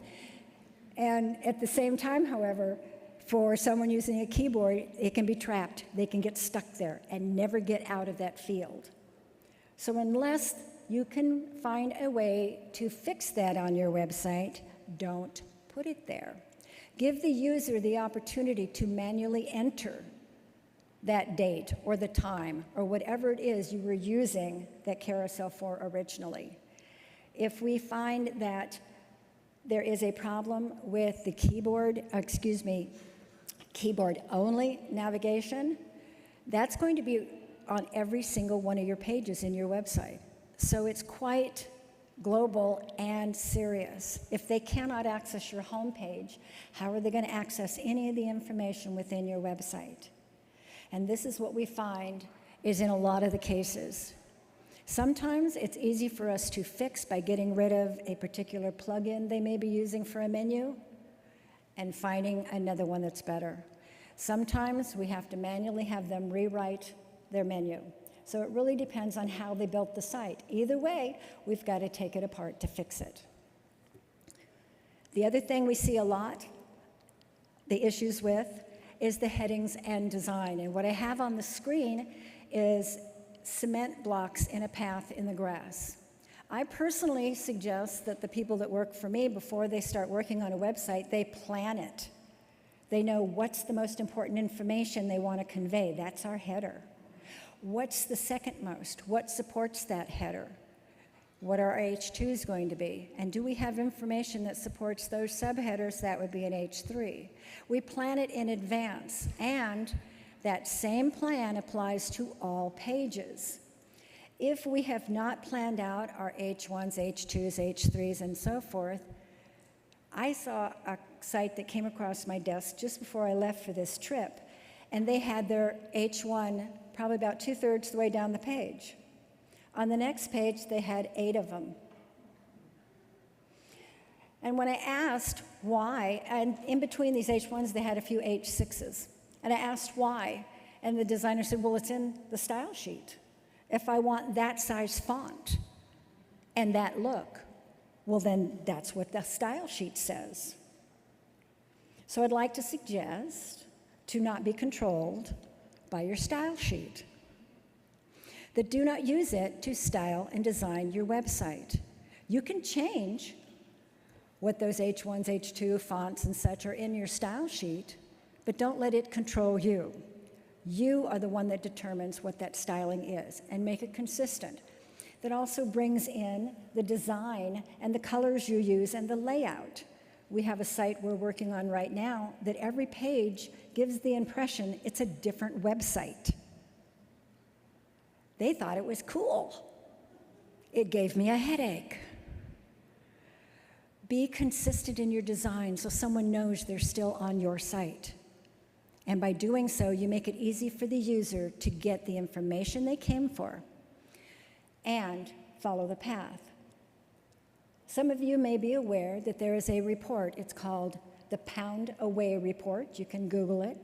It was done by a UK company, and they found through all of their studies and statistics that over 60% of people will bounce from a website within the first 4 seconds if it's not accessible. So if you have an e-commerce site and somebody lands because they want to buy a product, but in that first 4 seconds they can't navigate, they're gone. Your client has a very high bounce rate and a very low sales rate. If you have a site that's informational and they cannot get to where they think they need to be on that site in the first 4 seconds, they're gone. That's a very high bounce. So if you want people to stay on your site, make it a design that makes it easy. Make a path, so when they land, where do you want them to go? What is the user experience? What do you hope they want to accomplish when they land there? Are they looking for answers and information? Make it easy to find. If they want to buy a product, make it easy for them to find the product description, get it into the cart, and check out. Play customer and see what obstacles you may find. This is also another area where it's essential to have a person with a disability test that portion of your site. E-commerce sites are kind of in the target right now because they're so popular and people really need the information. But if they can't buy what they're trying to buy when they get to the site, they're going to bounce. Make it easy for them to find what they want to buy. Have a person with a disability go to the site, try to buy something, and tell you what obstacles they had to overcome to do so. I believe I've spoken fast, but I promised that there would be 10 things that I would suggest that you do. Accessibility should be at the top of the list. It should be baked into your website. It should be part of your plan. It should be everything that you do with a website should have accessibility in mind. I do suggest that you go visit the w3.org and take that free class. That's so essential. And remember, nothing about us without us. Include persons with disabilities in the work that you do. Double check the use of your AI. On your alt text, make sure that your descriptions fit your content, unless it's decorative, and then make it so. Make sure that your captions are correct. And a friend of mine called Merrill Evans, who is deaf, has coined the phrase craptions, because if they're not correct, they pretty much, that's what they are. So make sure that your captions are correct. Even though I will answer to Thunder, it's not my name. Do more than auto checkers. They're great to start, but don't let them be the end of what you do. Make sure your structure is correct. Make sure that a person with a keyboard only can access your website. Test it for yourself. Make sure your design is consistent. I suggest that you join the make.wordpress.org and contribute. This is not a place that you go post a question and get help and answers, but it is a place that you have knowledge and expertise to be able to share with others as well. It is a place, though, if you want to get answers, you can go peruse what people have posted, and you might find what you're looking for. But it's not a help desk. But it is an opportunity to contribute to WordPress. So you go into make.wordpress.org, and you look at all the available committees and see the one that you'd like to participate in. If you really want to learn how to do captions, I suggest you go to wordpress.tv. Pull up a video or two. There are instructions on the website how to do captions for WordPress TV. There's videos there that have been there for so long that they were never captioned. And so that means that certain people cannot watch those videos. be part of the contribution and go and help by making those captions. You will learn after doing it a couple of times the easiest way to do it. But there are instructions, step by step, right there on WordPress.tv to do just that. So of all of this that I had said, you too can be a web accessibility superhero. It's not that difficult, and it's a whole lot of fun. I met someone last night, and he said, if you had 3 takeaways from what you're going to share today, what would you like people to remember? And I said, well, after pondering, I would suggest you commit to web accessibility. Make it important. Secondly, do it ethically. Don't be the person just throws in a plugin or something else and tells the client that's as good as it gets. And please, now that I've told you that the AI is not going to do the job for you, don't promise a client 100%. And certainly don't guarantee. And third, have fun. Web accessibility can be fun. You're making the internet better for everyone. And you will be a person that is standing apart from the crowd. You will gain new clients and fun clients when they know that what you offer is inclusive. You may not know that certain clients have a disability because some disabilities are not visible. I have a client that they wanted to change the colors on their website, and I said, you really can't do that because the contrast is really bad. And he said, this is what I want. I said, okay. So we walked around his office with my laptop, asking various people, what do you think of these new colors? Okay, everybody gave their input. We walked into his partner's office, and his partner said, stop, don't ask me, I'm colorblind. He didn't even know that his own partner was colorblind. And when I showed him the contrast on the colors he wanted to select, his own partner would not have been able to read what was on his website. So he would have disabled his partner and his partner's access to that website. So you will get the opportunity to educate clients in a way that no one else will. Be their advocate as well. Make sure that when you make their website accessible, it's because you want them to succeed. The better their website is, the more users that it will attract and users that will come back. They will be happy with you. If you put them in a position where they don't get the results that they want, they will not be happy with you. But there, according to the WebAIM report, over 95% of the websites could use your help. It's a wonderful opportunity to make a difference.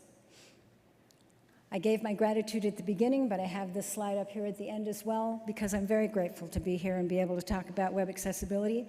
And I haven't seen a sign come up yet, so I'm assuming that I have time for questions if someone has a question.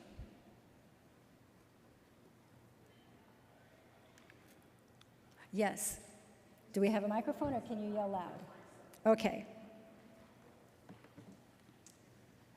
I'm just curious if you're aware of what is the most common screen reader at the time that people who are visually impaired are using.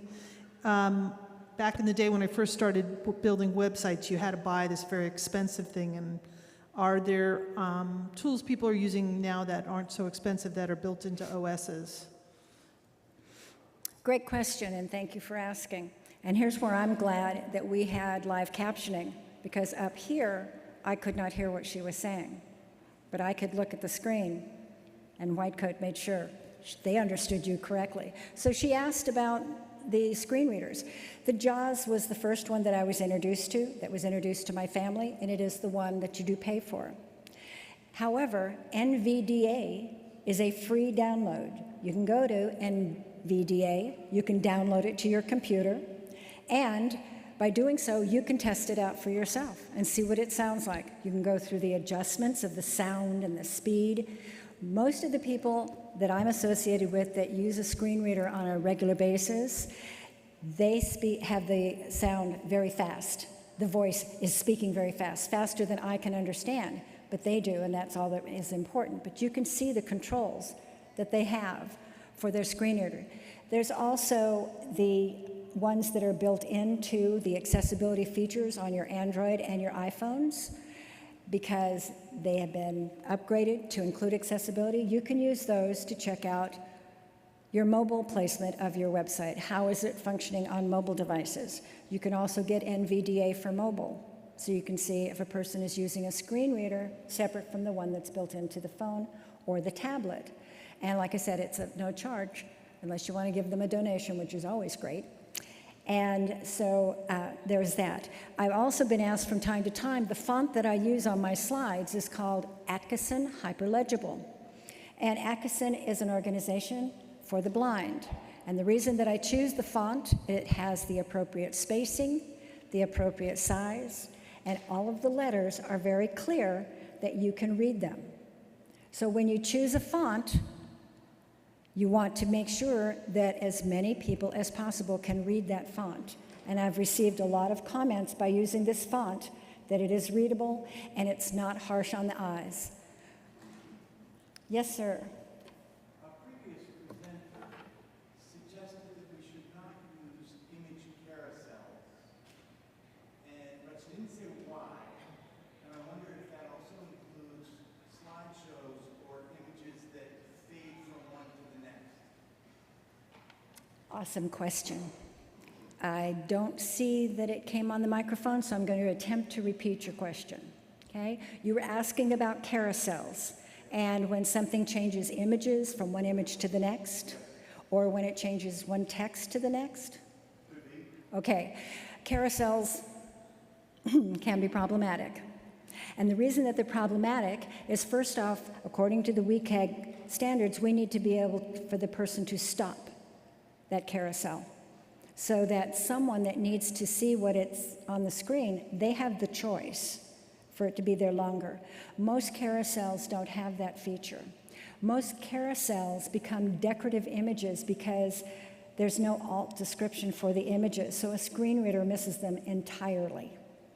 Most carousels that I've seen done by plugins are not accessible by keyboard only, so you have a large chunk of your website that your user cannot access.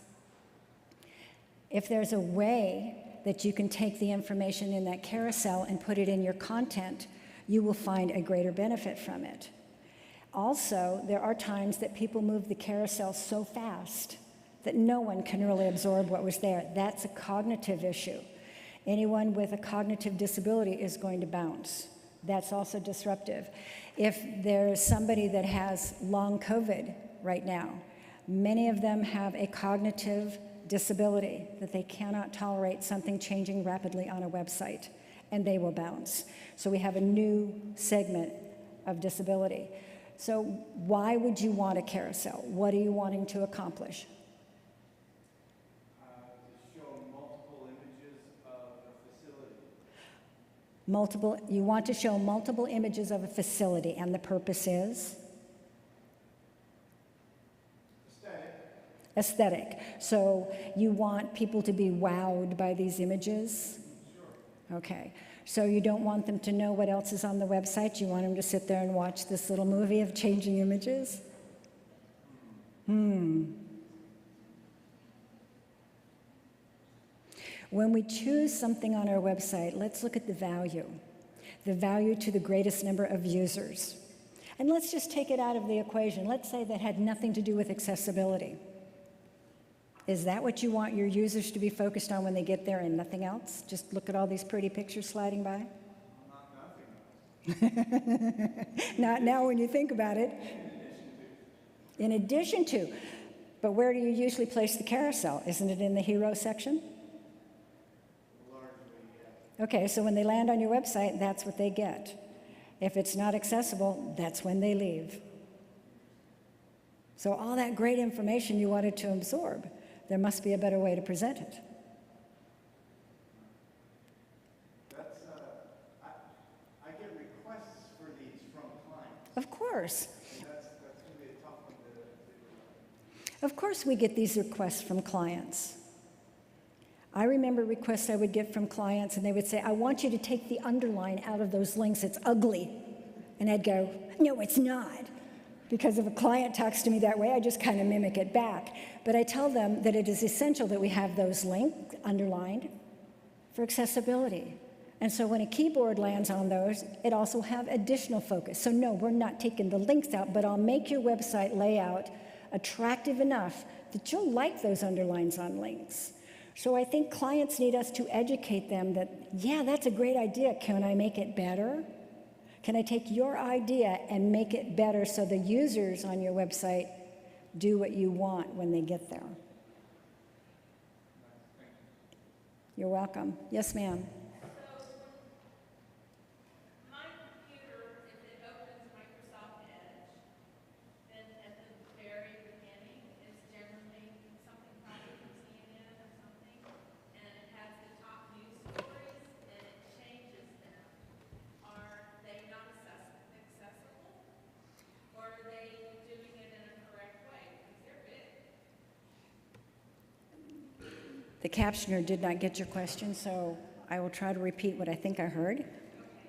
You are talking about a browser. When you launch your computer, you open up in Microsoft Edge, and you get what looks like a news layout of a lot of different sections. I personally don't use Microsoft Edge, so I can't give you personal feedback on that, but here's a couple of things I do know. Microsoft is a big company. Microsoft has a very strong dedication to accessibility. Microsoft has also said in several of their presentations that if it's not working now, it will be. That if we have created something that has a barrier, let us know. We will do something about it. They have a real commitment.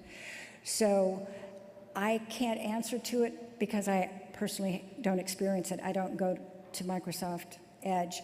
But I would say that Microsoft has someone that would know that answer, since it's their product. You're welcome. Thank you for asking. Did I see another hand? I know we're down to the last few minutes. I don't want to miss anyone. If you come up with a question afterwards, feel free. My contact information is on the screen. Please send me a tweet, send me an email, follow me on LinkedIn.